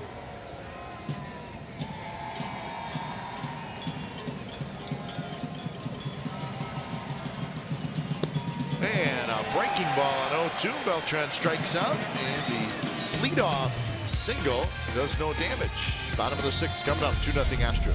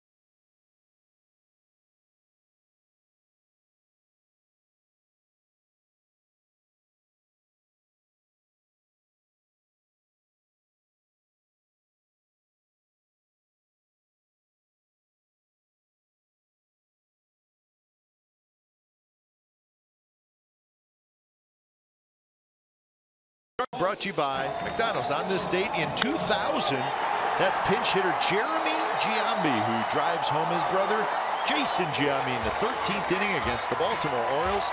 The A's were down 8-1 in that game, and they came back to tie it in the 7th, and they won it in the 13th thanks to the Giambi brothers. Look at some of the names on those uniforms. So a Ben Grieve sighting. I saw Ryan Christensen. There's a few names. Yeah. So that was 2000. So you were in the building that night. I was somewhere. Trying to keep an eye on those Giambi brothers. They get along? I mean, they were, they were buddies, right? Brothers, Absolutely. buddies. Yeah. Jeremy was a trip, man. There's times he'd have his high-pitched voice, and oh man. The planes weren't exactly quiet. Our plane flights weren't exactly quiet with that squad we had then. I can just about imagine how much fun you guys had on those charter flights. Good fun, right? Good card games. Those were some close teams.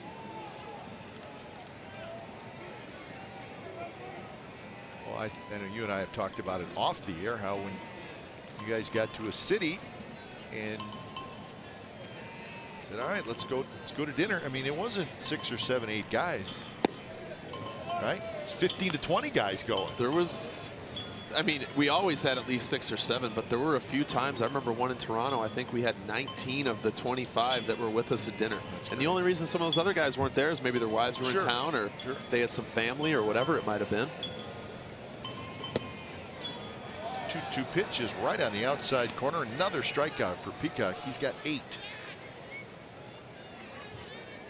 Well, it's just a situation for Rosales. He got caught looking slider, and Peacock throws that fastball middle away. And you can see Rosales, he just can't pull the trigger. There's times as you start seeing a certain pitch from a guy and you can't quite catch up to it, you can't quite hit it, so you start looking for it, and that's right when they go to something else.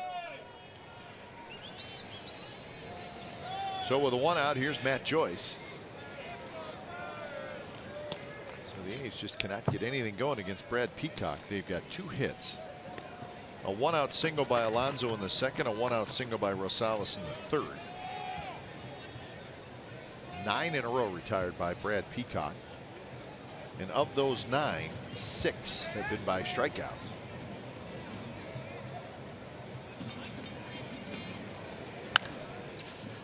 Jumps ahead 0-2. The Toronto Blue Jays have scored 2 runs in the top of the 9th inning in Arlington to take a 7-6 lead over the Rangers. Matt Bush came in, the closer for the Rangers, could not finish it off. In fact, the Blue Jays are still batting in that 9th inning, so they're looking for more. That one hooked down the right field line, and it's fair. So Matt Joyce, who's been a hot hitter, is going to head into second with a 1-out double.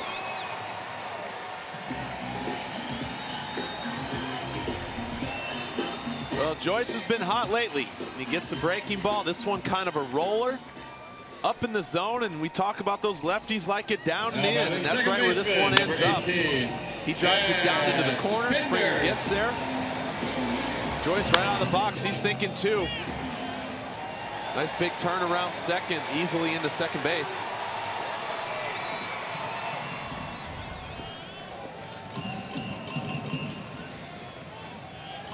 So here's Chad Pinder.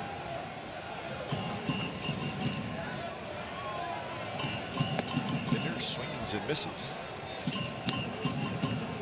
So that's that slider, but like you talked about earlier, where sometimes it really doesn't go down at all. It just literally slides. It just moves. Yeah, it just moves away.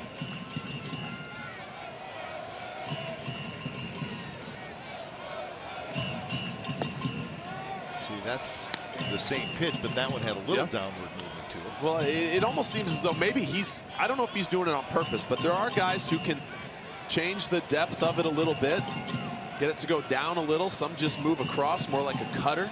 But you can see Altuve up the middle and Gonzalez way off first base. And You know, as a hitter, you'd love to say, okay, well, why don't the A's hitters start looking away for that slider and try to shoot it the other way? But it's not that easy, because then you get that fastball right there. And now you're down 1-2, and you can now look at Pinder's situation. Is he going to go back to a heater in, or is he going to go back to the slider? That's what makes it so difficult. I think tonight, at least, he's got great control. Absolutely.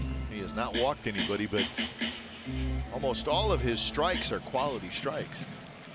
30 balls, 60 strikes for a total of 90 pitches.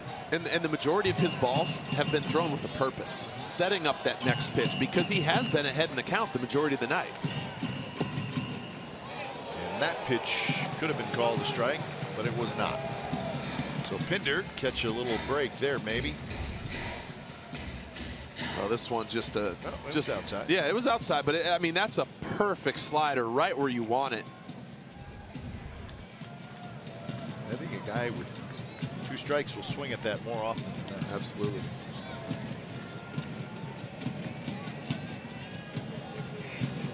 And he tried it again and he missed. So Pinder with a good at bat.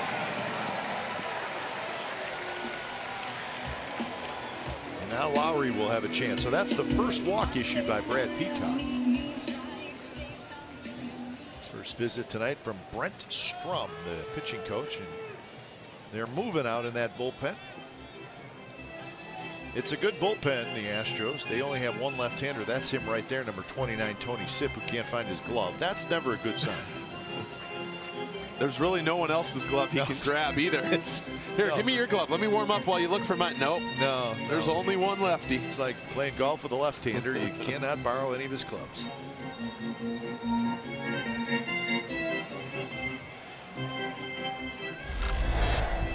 Well, in this back, 2014, July 23rd, Peacock was pitching, and Lowry got him right down the line. One thing I'll have to say is Peacock's been a little different tonight than he was then. Lowry. So the first real opportunity for the Athletics, 2 on, 1 out, with Tony Sipp, the left-hander, starting to loosen up. Loosening up for Yonder Alonso. Fastball is high to Lowry.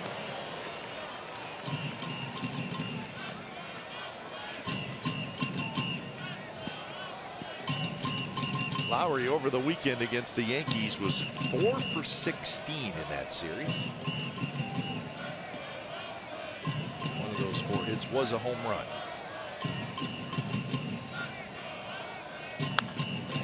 Line foul right over top of the bullpen. A little in front of the bullpen.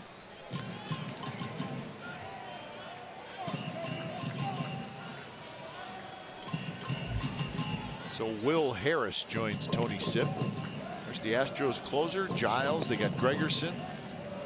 Harris is good. Divinsky's good. They have a very good bullpen. That's the thing. When the Astros have a lead, boy, their bullpen is so tough. Yeah, it's a deep bullpen, too. They got a lot of different options. That one is belted. Right center. Springer on the move. Not going to get it. He's able to cut it off. 1 run scores. Here comes Pinder. The throw to the plate is there, and the tag, and he's out. What a relay by Carlos Correa. I did not think they had a chance at Pinder. And Carlos Correa, he just made a terrific play on the relay.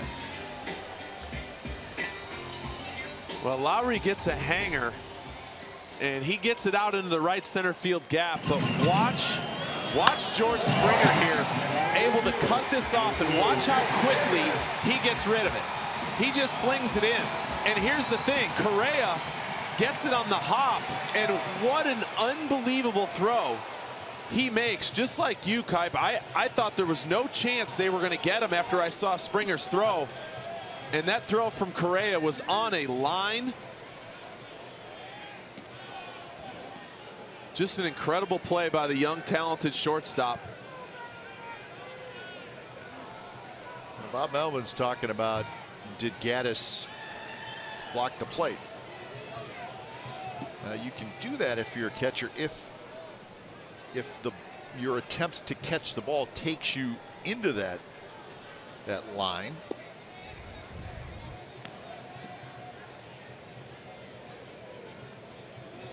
And Gaddis did go that way a little bit.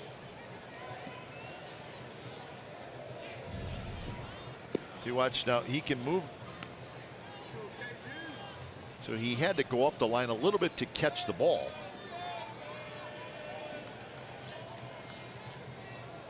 So whatever explanation was given to Bob Melvin, he's okay with it. So a run in, so it's 2-1, 2 outs with Lowry at second base.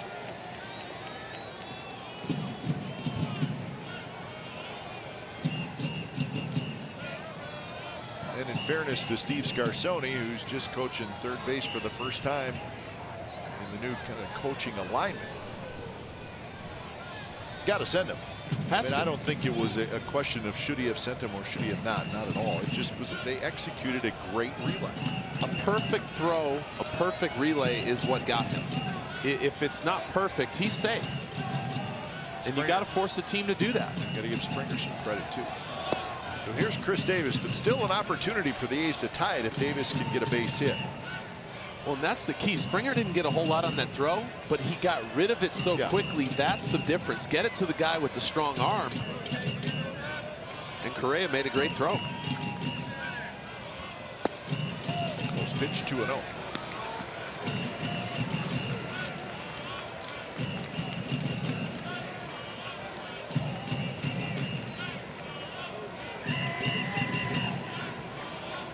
So 97 pitches. This is probably going to be the last guy Peacock faces, whether he gets him or not. Alonso, the left-handed hitter, waiting. And now 3-0.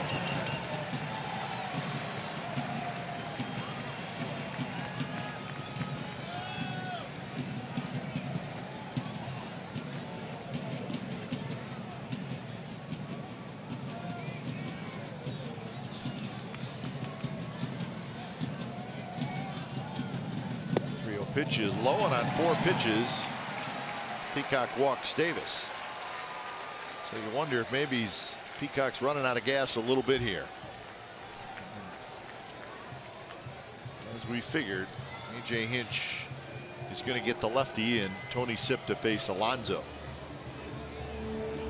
So Peacock goes 5 2/3 innings. He was good, 8 strikeouts.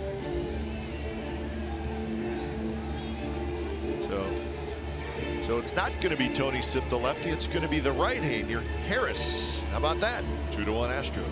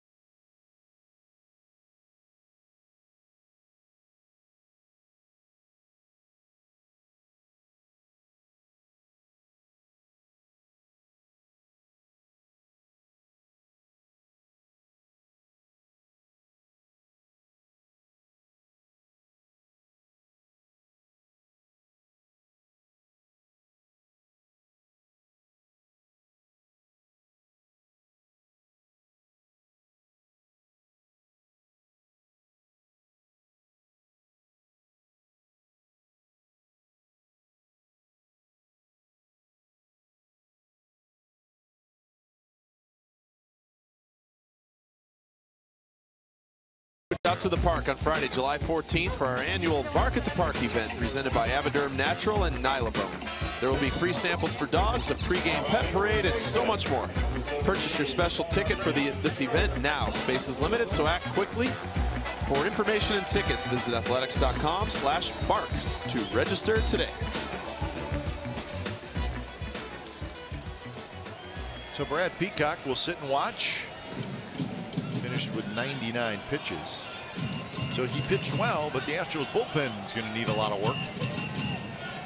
As Will Harris comes in. First pitch to Alonso is a strike on the outside corner. Well, fastball, curveball. There's the curveball we see from Harris. He'll get it up there to mid-90s. Closer type stuff. He has closed before for the Astros. Big situation, and Hinch wanted to go with him instead of Sip the lefty. Pitch is blocked nicely by Gaddis. Yeah, speaking of closing, he had 12 saves last year, did Harris.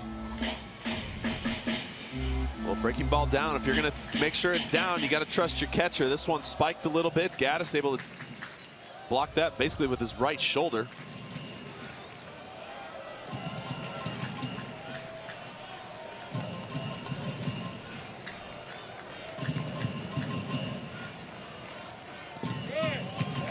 And again, Gaddis blocked it. Will Harris, interesting.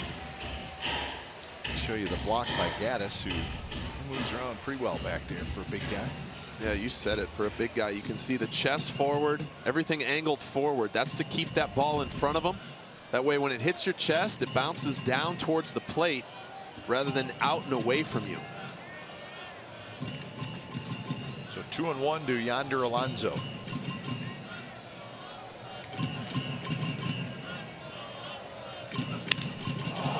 Broken bat rolled toward Altuve, quickly to first, and Yonder Alonso is retired. Harris does the job. He gets the big out. The A's get a run on a couple hits and a couple of walks. 2-1 Astros after 6.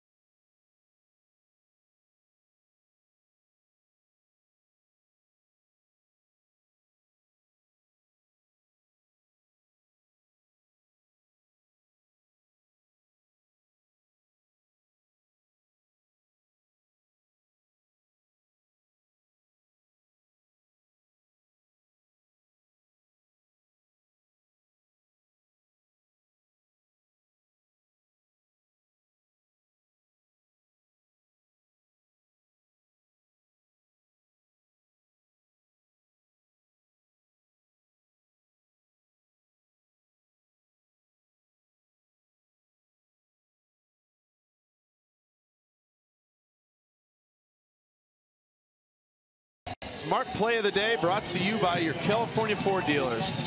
And that is Daniel Gossett. 6 innings pitched, 5 hits, just 86 pitches. Just that one mistake to Jake Marisnick for the homer. Other than that, he was outstanding. And a nice start to build on. Just 2 starts into his career. Deliver your tickets. So, yeah, much better than his first big league start, obviously. So he's done a good job, and he's back out there. 86 pitches so far. So he's going to face Gaddis, Fisher, and Bregman here in the top of the 7th inning. Gaddis takes a breaking ball down and away.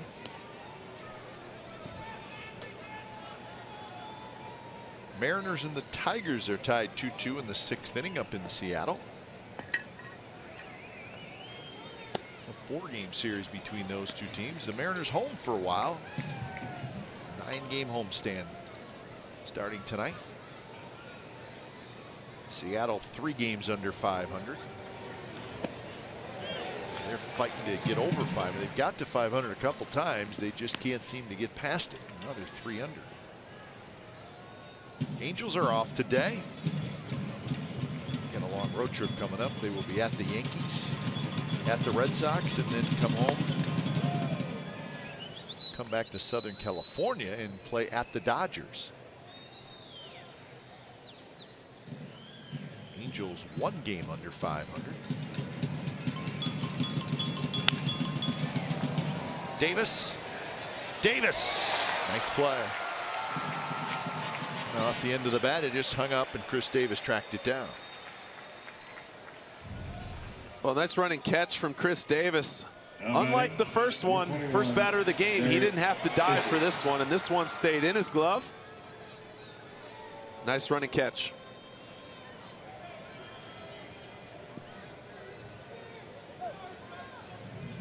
So with 1 out, here's Derek Fisher.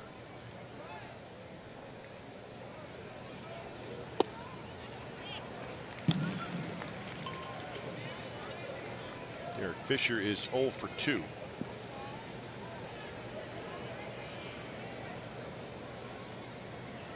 Fisher was a very high draft pick. He was the 37th player taken in the 2014 draft by the Astros. Looking at his minor league numbers, very good. Liam Hendriks starts to throw. Fisher last year between AA and AAA hit 21 home runs. So he has worked his way up quickly, and now he's in the big leagues. Derek Fisher went to the University of Virginia.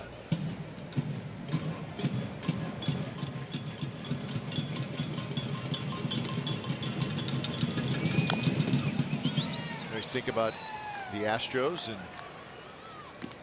you wonder if when the time comes they think they need a starting pitcher, they want to go out and get a good quality starter. It may be somebody like Derek Fisher that they have to give up.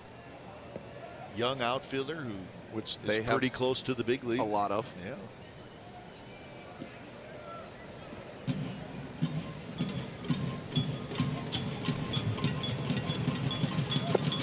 Strike 3 called on the outside corner.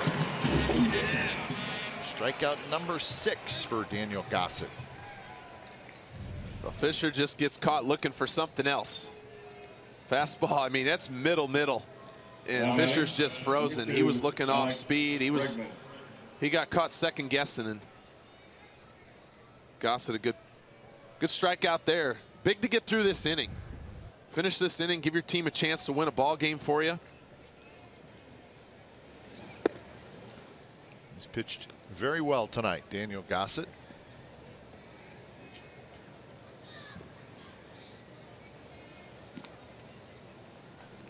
Bregman has grounded out twice. Bregman came up with a runner at third and 1 out in the 5th inning and bounced back to the pitcher.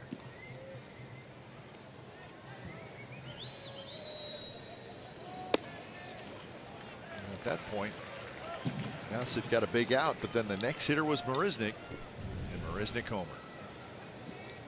Another good breaking ball. Up a little bit.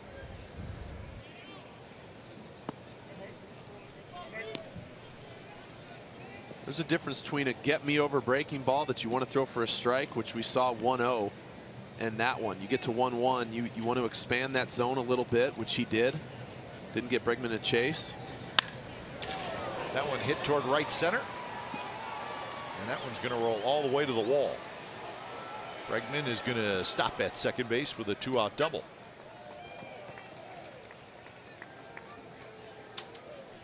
So with that, Bob Melvin up out of the dugout. That was the 100th pitch for Gossett on the night.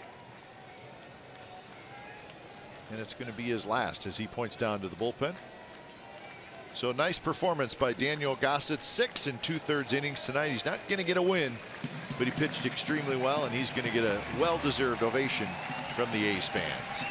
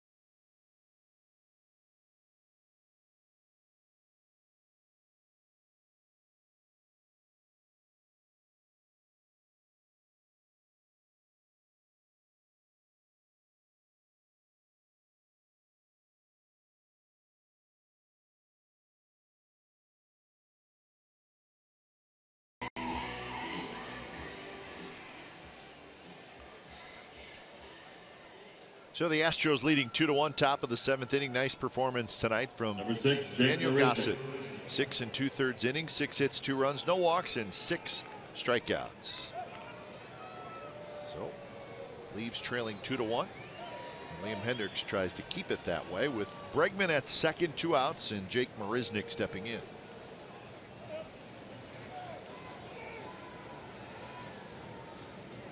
Marisnick with that home run in the 5th inning.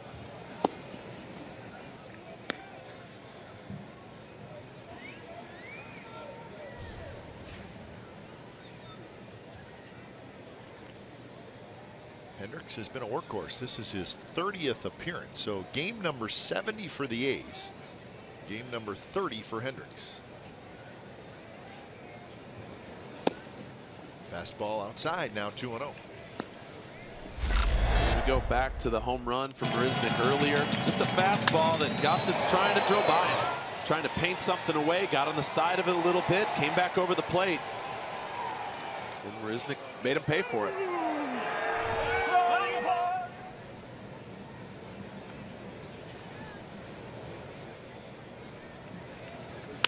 Popped up, and it'll be into the seats.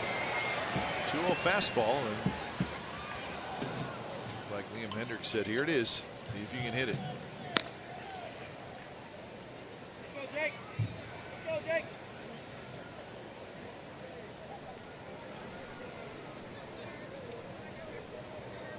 Come on, Jake. Marisnick's home run in the 5th inning was his 9th of the year.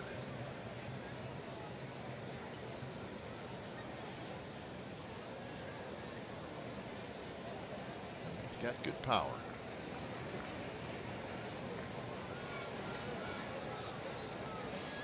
Feeling with Marisnick has always been, if he could figure out his offensive game, he could be a really good player because he runs well. He's a big guy, big and strong, and he's a very good defensive outfielder. And now 3-1. Yeah, it just seems in the past, every time you look at his numbers, though, the average is just never there. Yep. That's exactly right. Last year, 209 in 118 games. 236 the year before that.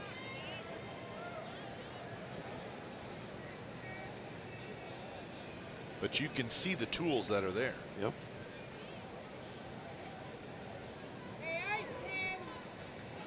Swing and a miss. So fastball on 3-1, and Marisnick swings through it. Well, that's 2 from Hendricks now. You said it, the 2-0 pitch, and now the 3-1. It's just, here's my best heater. See what you can do with it. And that one, he threw it right by him.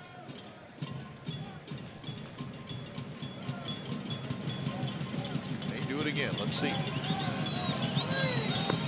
It was a fastball, but it was low. Marisnick gets the walk, 2 on, 2 out, and now you face the top of the order, George Springer. And Hendricks, you got to be careful here with Springer. We've seen time and time again how he likes to go after that first pitch. You don't want to just try to get ahead with a get me over fastball here that you're not trying to locate. You got to pick a side. You got to get it in, get it on the black away. He's a free swinger. How about that? 2 outs, runners in scoring position. Springer hitting .538 this year. Well, because what do pitchers try to do when you have guys in scoring position? You want to get ahead. You want to be ahead in the count. And lots of times you don't focus on that first pitch. You just try to throw it for a strike instead of throwing a good pitch. And Springer is very aggressive. Not going to walk a lot. He will strike out some, but he is super dangerous. 19 home runs this year. And that's a good heater on the black away. You can see where Fegley puts his glove, and he hits that target.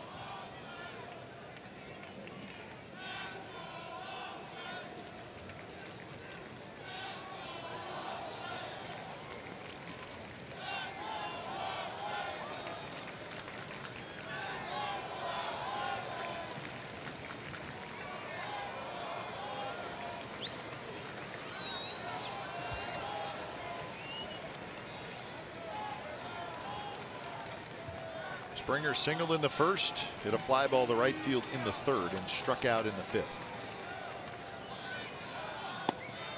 Breaking ball is outside, 1-1 account. See, now look at where Marwin Gonzalez is. I don't know if I ever remember seeing this before. No, not that far. I mean, he's standing right there getting a good look at your delivery, the way the ball comes out of your hands. Look at that. Pick off. Got him. Bregman too far off, and Hendricks picked him off. So that's how the inning ends. 7th inning stretch time coming up. Astros 2, A's 1.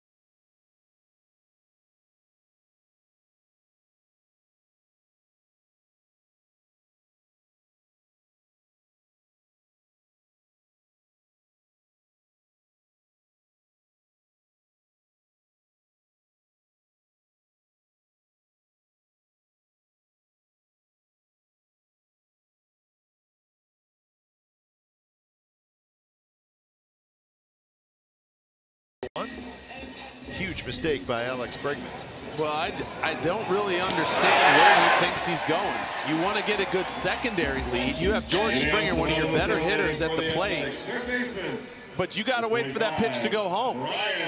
And he was out by 6 inches. It really wasn't that close. I mean, great move, great throw by Hendricks, and good tag by Pinder. But, man, that's just a young kid where you got to know better right there. So bottom of the 7th, going to be Healy, Bregman, and Fegley against Will Harris. Harris came in and got a big final out in the bottom of the 6th.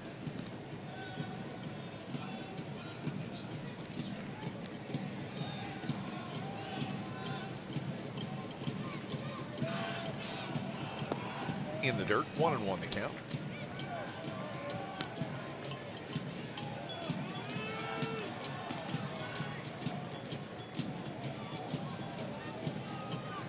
Healy has struck out and hit a fly ball to right field.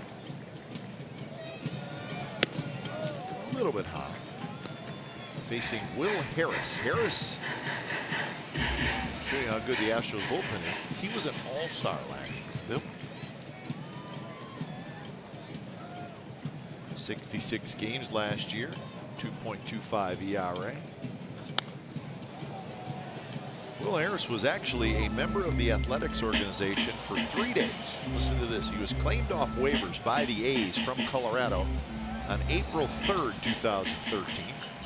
Claimed off waivers by Arizona from the A's on April 6th, 2013.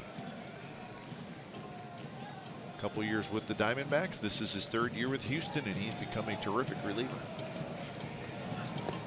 That big overhand curve, and Healy strikes out. So the A's hitters have now struck out 9 times tonight. Oh, a good breaking ball down and away. As I've said yesterday and today, Healy's swings just haven't quite looked the same as what we've seen from him. Kind of caught in between, maybe second guessing on what pitch he's looking for. But he's been so good as of late. Just a little unusual from what some of these swings have looked like. First pitch to Bregman is inside. So Axford starts to throw out in the A's bullpen.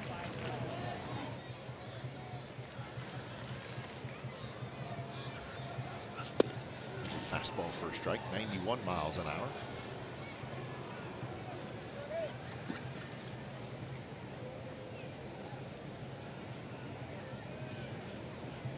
Bregman, no hits tonight, 0 for 2. Fly ball to right, ground out to short. Bregman, the third baseman, was in about 3 steps on the grass. Now he backs up.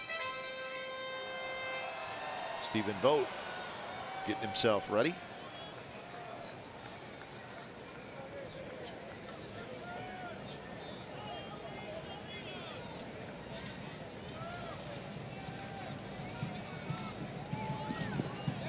Did he go? Yes, he did. So there's that big overhand curve again, and it really has a big, kind of a big downer. Yeah, it's such a late breaking curveball. Lots of times you'll see that more in a slider, but it's 12-6 right over the top. It starts about belt high, and you'll see that ball just kind of drop off the table, go into the dirt, and Bregman not able to hold up. So back-to-back strikeouts here in the 7th inning, and now with Fegley's turn to bat coming up, Vogt's going to pinch hit. Your attention, please, ladies and gentlemen, for the Athletics. Pinch hitting for Josh Fegley. So Fegley was 0 for 2 in his 2 at-bats.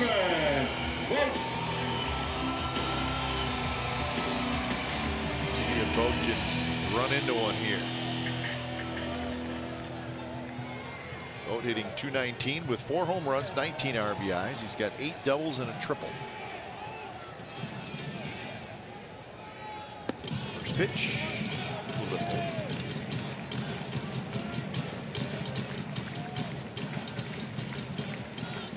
Astros bullpen quiet. Axford getting ready for the A's.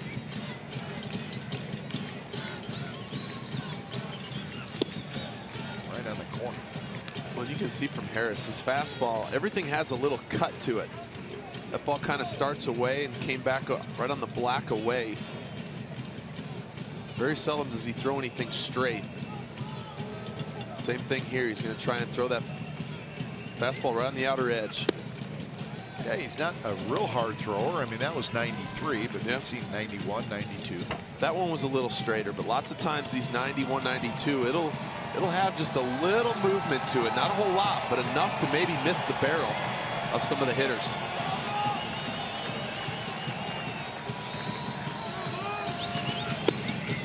Missed again. Close pitch. He's right around the plate.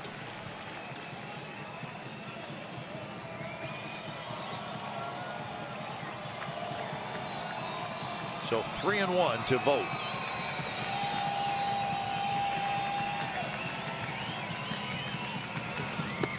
And he walked him. Stephen Vogt's aboard.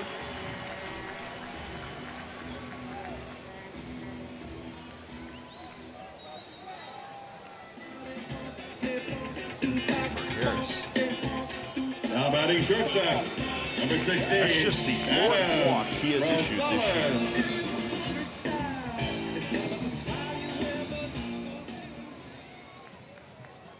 Harris has 4 walks and 34 strikeouts now as he faces Adam Rosales.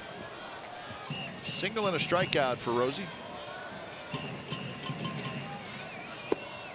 One on the inside corner for a strike.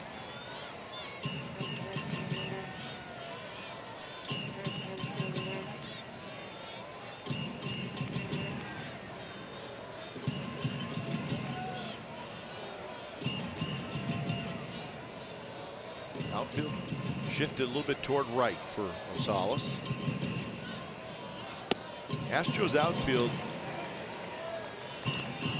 as always, played shallow. Yep. I don't know if it's just a team-wide strategy or if it's the personnel. I know Springer's got a good arm. Marisnick, good outfield, terrific outfield actually. Might be a little bit of both.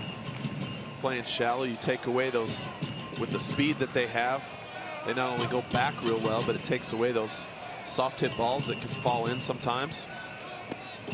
And the 0-2 pitch, Rosales swings and misses. So when it's all said and done, Harris gets 3 strikeouts in the inning. 8th inning coming up.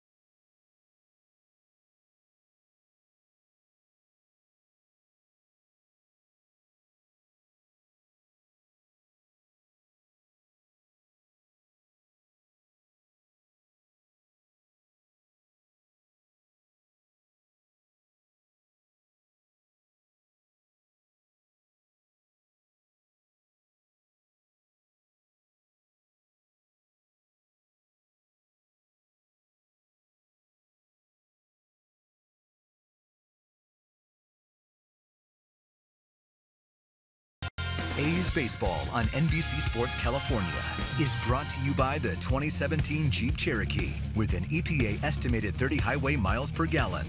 By Southwest, yes to low fares with nothing to hide. That's transparency. By Toyota, the full-line automaker with the longest lasting vehicles in America. Toyota, let's go places. By AAA, what does your insurance do when it's not doing insurance? It should do more. Go to AAA.com for more details. And by the all-new 2017 Chrysler Pacifica. So John Axford is the new pitcher for the Athletics. The numbers for Axford. No record, 6.75 ERA. When it's time for change, think Speedy Oil Change and Auto Service, your trusted oil change, tune-up, and repair experts.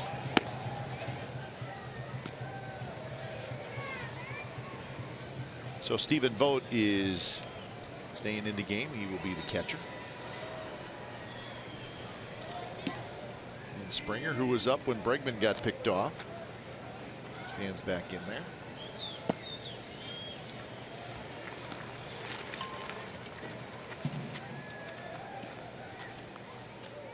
Here's your guy, Marwin Gonzalez. Yeah.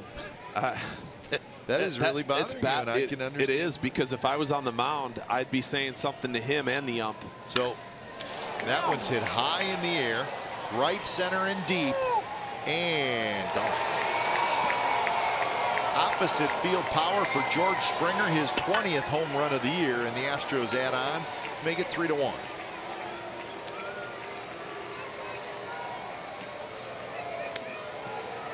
Well, a high towering drive to right center field. Well, this ball's hit pretty well. You can see it comes back a little bit. Axford had just thrown a good one for strike one, down and away.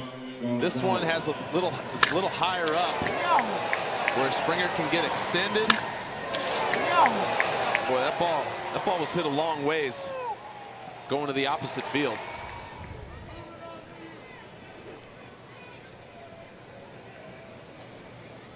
So here's Marwin Gonzalez.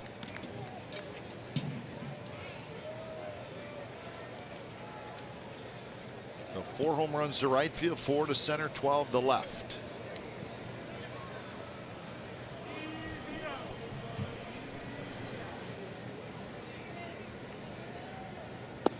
Breaking ball for a strike, and it's quickly 0-2 to Gonzalez, who is 1 for 3 at a base hit in the 6th.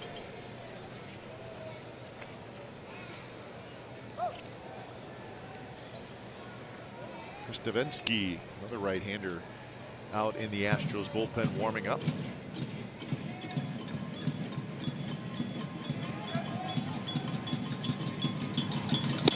Fastball runs up and away.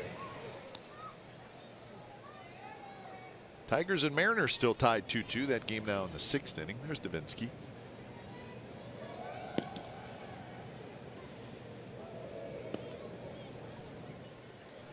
Bunch of good relievers down in that Astros bullpen. Both these teams with good bullpens. Fastball in, 2-2.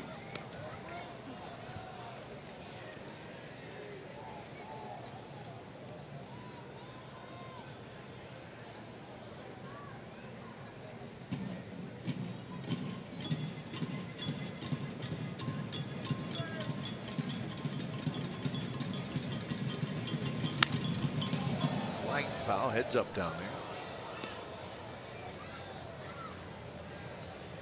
Foul balls like that, it's one of the few times you're glad there's a lot of empty seats. Yeah, not enough people with gloves anymore. No.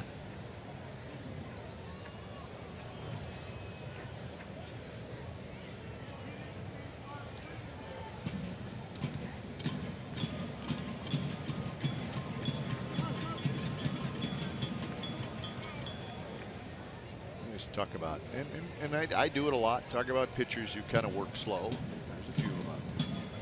There's also a few hitters who are very slow in the box. Marwin Gonzalez is one of those. He will make his at-bats lengthy. Flip to first. He's retired this time. So 1 away here in the top of the 8th, and that'll bring up Jose Altuve.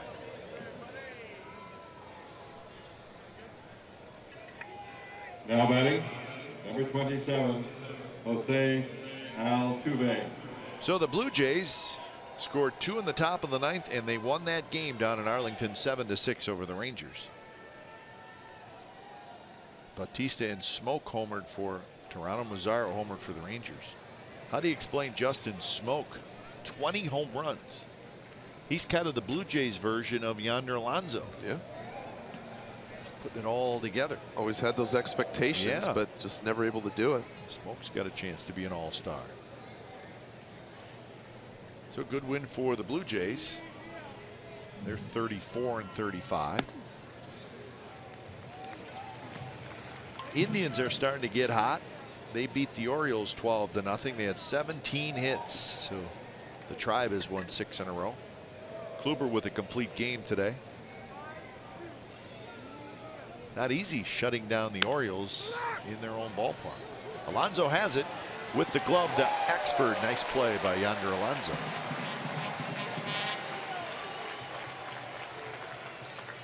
Can't make any mistakes on this play. You can't. Altuve gets down the line so well, and this is really the only play Alonso has. If he tries to take the time to get it to his hand and flip it, I'm not sure they're able to get him, but Axford gets off the mound very well. That's the biggest thing. The second that ball's hit, Axford's got to get moving over there, and a good flip gets it to him in time where he can then locate the bag easily. If that flip is back a little, his head's going to be turned, his body's going to be turned, and harder to touch the bag. So Altuve, a hitless 9, doesn't have a whole lot of those. He's 0 for 4. Carlos Correa. So the Indians win again. The Indians over the weekend, a 4-game sweep in Minnesota. So they went into that weekend 2 games back, and they left Minnesota with a 2-game lead. And the Twins off today. Indians win, so the Indians now with a 2.5-game lead. So it's hard not to think that the Indians may start to stretch things out in that division. You never know, but it certainly seems like that's where it's headed. Royals beat the Red Sox 4-2. Royals playing well. They're hanging in there. The Royals just 3.5 games behind the Indians. KC's won 8 out of 9.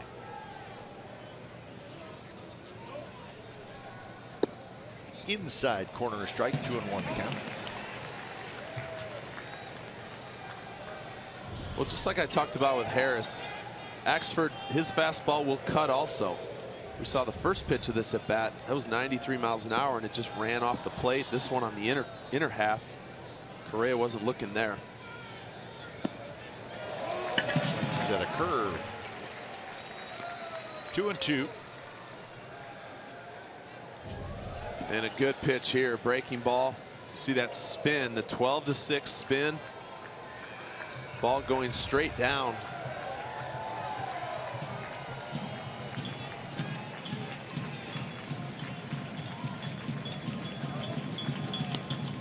Off the plate, pops off the glove of Vogt. So full count.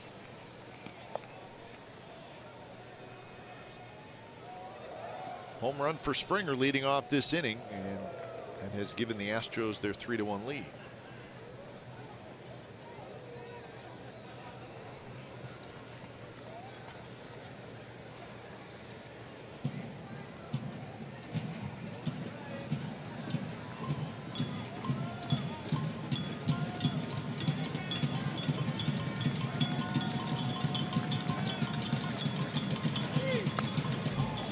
Fouled right toward the on deck circle. Beltran ducks out of the way.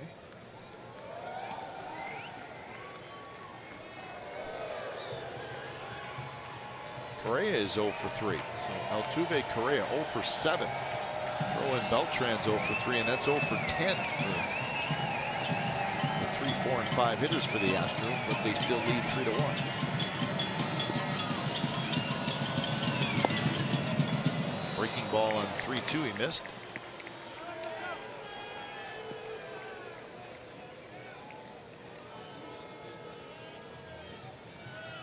So a 2-out base runner for the Astros, and that'll bring up Carlos 15, Beltran. Carlos Beltran.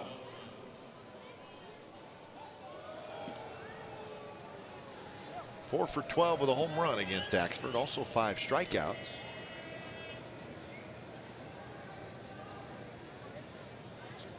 Axford with a fair amount of time in the National League with Milwaukee and Colorado.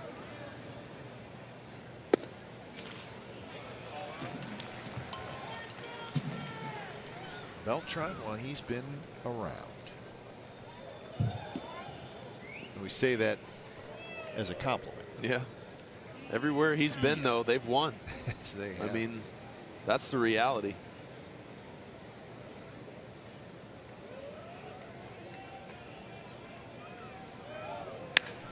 It's that one toward the second baseman. Pinder's got it. Pinder throws, side retired. So Beltran 0 for 4. Bottom of the 8th coming up. Astros add a run. It's 3-1.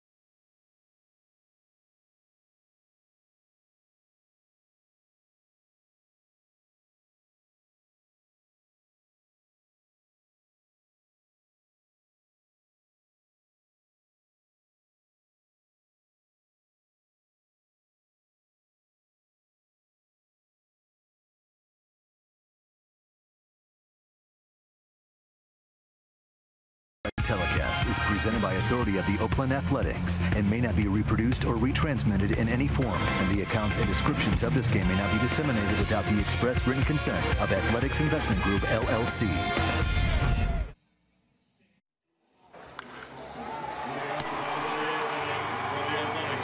Game summary brought to you by your local Toyota dealers. Here are the numbers: 3-7-0 for the Astros, 1-4-0 for the Athletics. The Astros have scored all 3 of their runs on home runs. The A's got there in the 6th on Lowry's RBI double. Peacock was good, so was Gossett. So the A's a couple more shots against this Astros bullpen. The newest reliever is Chris Divinsky. It's time for change. Think Speedy Oil Change and Auto Service, your trusted oil change, tune-up, and repair experts. 4-3, 2.66 ERA. So 28th appearance. You see the innings, 40 and 2/3 innings.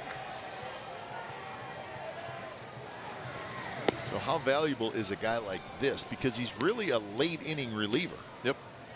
But he's also a late inning reliever who can get you more than 3 outs, and that is a big deal. 1-2 to Joyce. Pinder to follow, and then Lowry. Well, Divinsky, a fastball, slider, changeup guy. We've seen 2 sliders, and that one was a changeup that he bounced. Kind of that another funky delivery a little bit. You'll see him step, almost like he's stepping behind Joyce. That's hard to do when you land that open. That is nasty. 85 miles per hour, and it just dropped right in there. Well, from this camera angle, it seems as though this ball doesn't really do anything, but the reality is the way that he lands and how open he is and still gets his arm on top and able to get downward action on that ball. It's not something you necessarily want to teach at home. You don't want to teach kids to throw that way, but it definitely works for him. And that one that he throws Joyce on, where that starts, Joyce thinks it's going to break inside, and it just never does. Well, it is an interesting delivery. You talk about throwing across your body. This is the opposite. And it's not something the only one I can really think of, Greg Holland. Yeah, I was thinking of Holland. He's really the only other one. But you know what, Mark, when we showed that replay, he's throwing from the first base side of the rubber. Yep. And it looks like his landing foot, just as you watch it, looks like his landing foot is going to be flying way open. But it's really not as far as it looks. I just think where he ends up has something to do with the illusion of where it looks like. Well, I mean, watch. He's not flying open with his front leg. Watch where it lands when he plants. So it is a little, but not a huge amount. No, but you can see right there. I mean, it's outside the rubber, I guess is what I'm trying to say. So being a right-handed pitcher, and with Joyce when he was in there in the box, it looks as though he's stepping behind Joyce. So he's already on he's the already far way side, over on that side. and then he falls that way a little bit. Yep. There it is again. Strike three, 81 miles an hour. What it is it's funky. Yeah.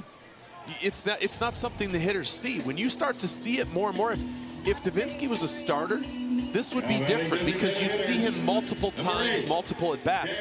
This one for Pinder, this ball starts inside. That's why he gives up on it. He's so far away, and I say away from Pinder because he's on that first base side of the rubber that ball starts, and you think it's coming at you, but it's really not. It's just that illusion of him throwing from that side of the rubber, and the pitch is inside, and since it's a slider, it comes back a little bit, catches the inner corner. It's Josh Smith starting to throw. So the A's hitters have struck out 13 times tonight. And when Divinsky, after he finishes his delivery and his right leg kind of swings around, his right leg almost comes onto the grass off the mound. So all that is going on. 93 miles an hour. Yeah, he doesn't exactly finish in the greatest fielding position, I guess. I mean, if Lowry hits something back at him, he really has nowhere to go. It's not Greg Maddux. Put it that way. No. That one's hit well to left field, but plenty of room for Fisher. He's got it, and a good inning for Divinsky. Couple of strikeouts, and we're going to the ninth. 3-1, the Astros lead.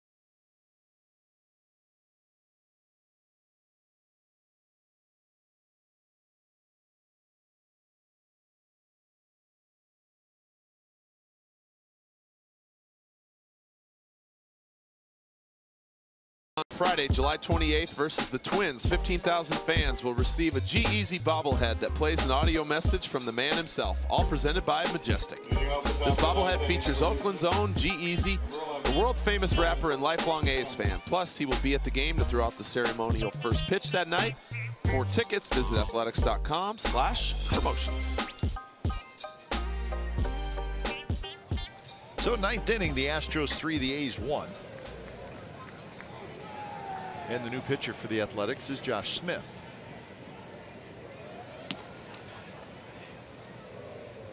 Facing Evan Gattis. Gattis has doubled twice, and he has scored a run. Smith, his 15th appearance. Gattis, Fisher, and Bregman. Good fastball there. Actually, maybe not a fastball. So Axford goes an inning, gives up the home run to Springer. Also walks the batter, no strikeouts.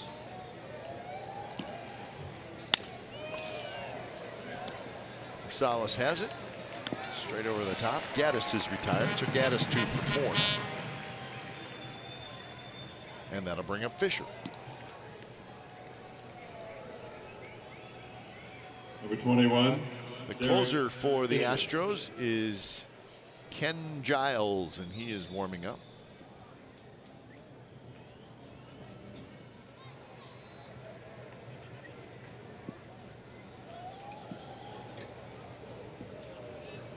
So here's Fisher, who has struck out twice, and he has grounded out. Hits one high and deep to right field.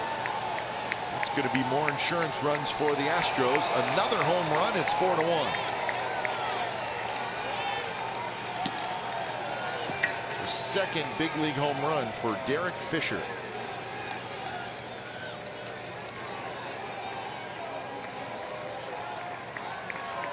Well, Fisher just jumps all over that first pitch. A fastball. You can see Stephen Vogt where he wants it. He wants it inside. Watch his glove come back. And Fisher's all over that. Give him that 3-run lead. You can see why he was a prospect. That's one good looking left-hand swing.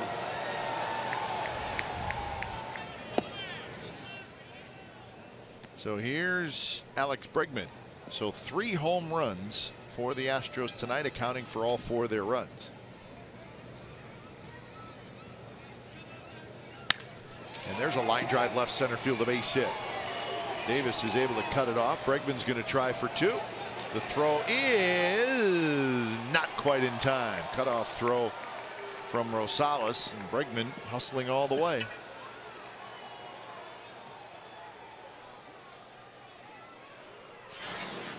Time now for the Jeep drive of the game. And that is Jake Marisnick.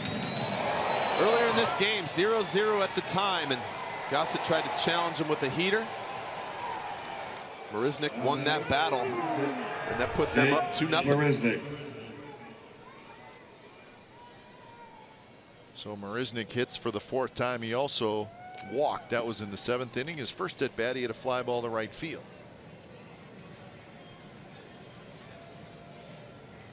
First pitch right on the outside corner. Mike Zunino has homered for the Mariners to give Seattle a 4-2 lead in the 7th.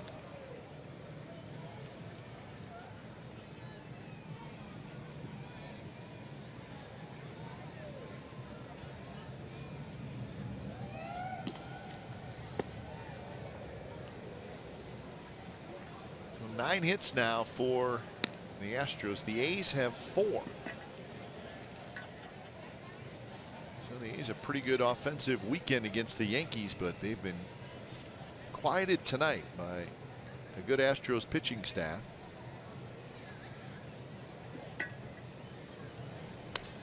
Astros have the best team ERA in the American League, and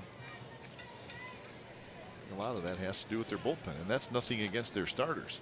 No, and we've talked about the injuries they've dealt with the starters. Yep. And when you have guys to plug in the way they do, the way Peacock has the last month or so, his last 6 or so starts, it shows you why they're as good as they are.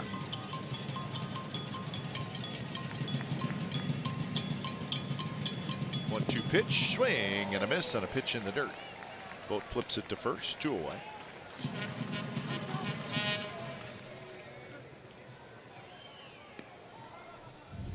Good curveball from Smith, keeps this one down. And we talked about Marisnick at times that he struggles offensively. Many times he will chase pitches like that with 2 strikes, and Smith taking advantage. So here's Springer, 2 for 4 with a home run.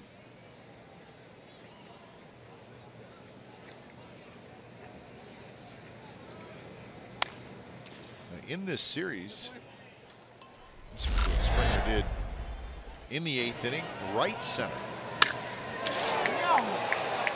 Well, there's a reason he hits for so much power. He goes the other way quite a bit. Very aggressive. Can't miss with a heater when you're throwing to him.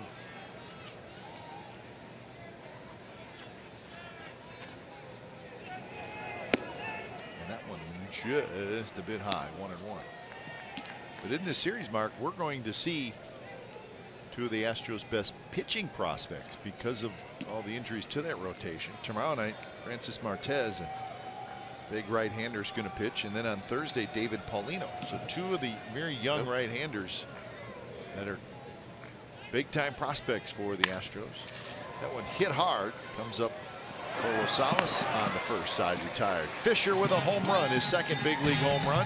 So last opportunity for the A's, they trail 4-1.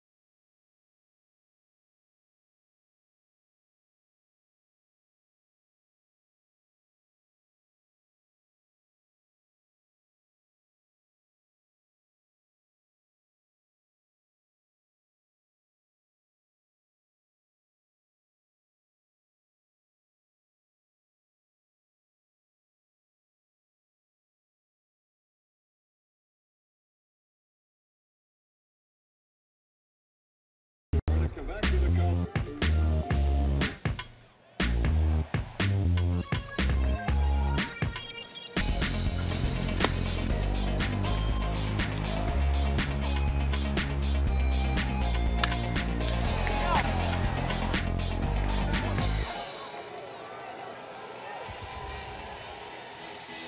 Well, the A's got some work to do. They trail 4-1, bottom of the 9th inning. The closer is in for the Astros. His name is Ken Giles. 16 for 18 this year, 34 strikeouts in 26 innings. He's got a 1-2 record, so he's blown a couple of saves.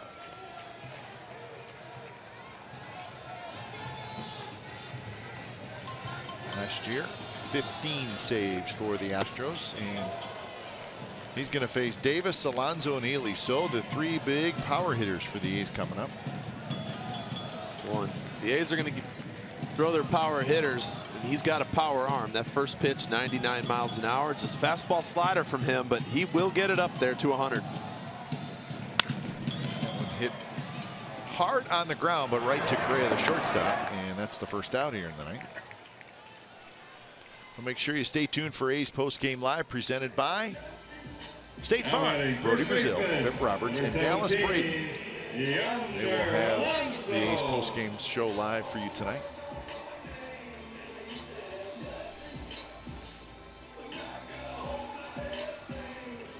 with 1 out. Here's Yonder Alonso.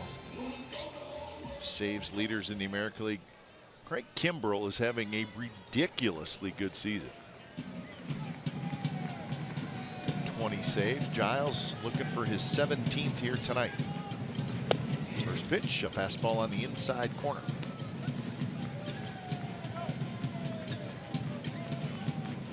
Astros bullpen has been good again tonight. Harris an inning in the third, 3 strikeouts, no hits. Divinsky 1 inning, 2 strikeouts, no hits.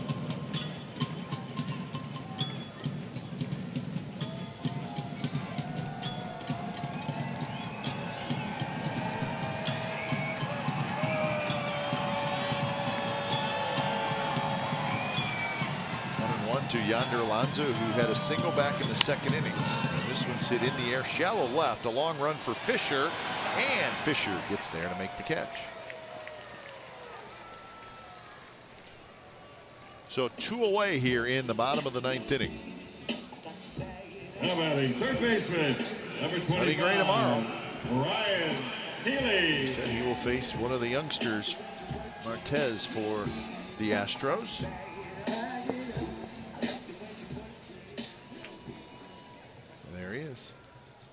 That's Martez. Sonny looking for his 3rd win.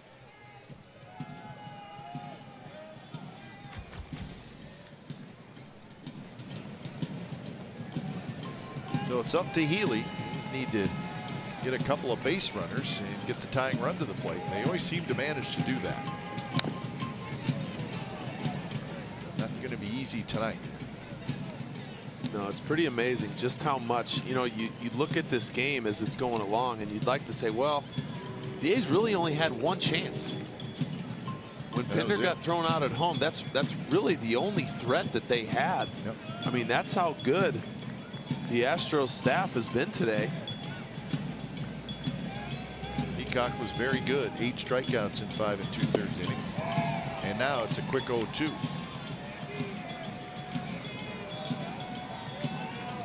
But I do think you see tonight, and it's only 1 game, but Astros have the ability to hit the ball in the ballpark with consistency, and they have a very, very good bullpen. Taking the extra bases. 0-2 pitch. Rolled foul. The count remains 0-2.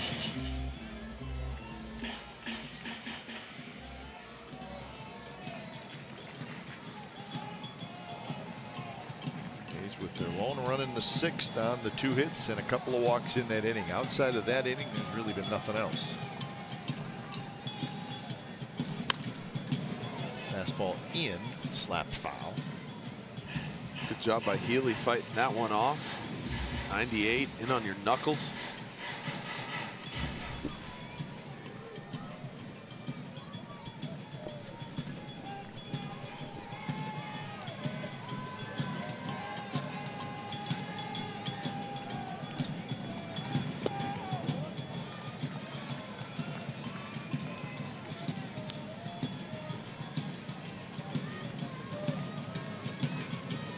Big shift on for Healy. Altuve well on the left side of second base. But right center in the outfield. How about that?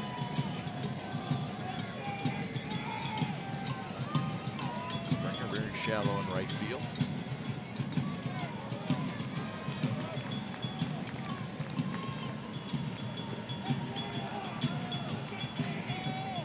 Giles trying to wrap it up.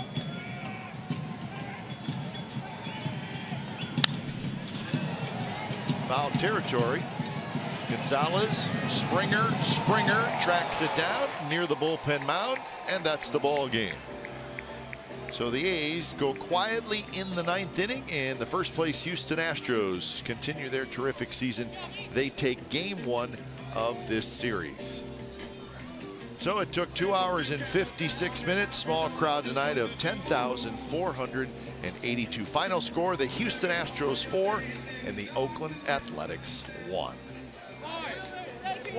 So A's post-game live presented by State Farm is set to go. Brody Brazil, Bip Roberts, Dallas Braden. Guys, take it away.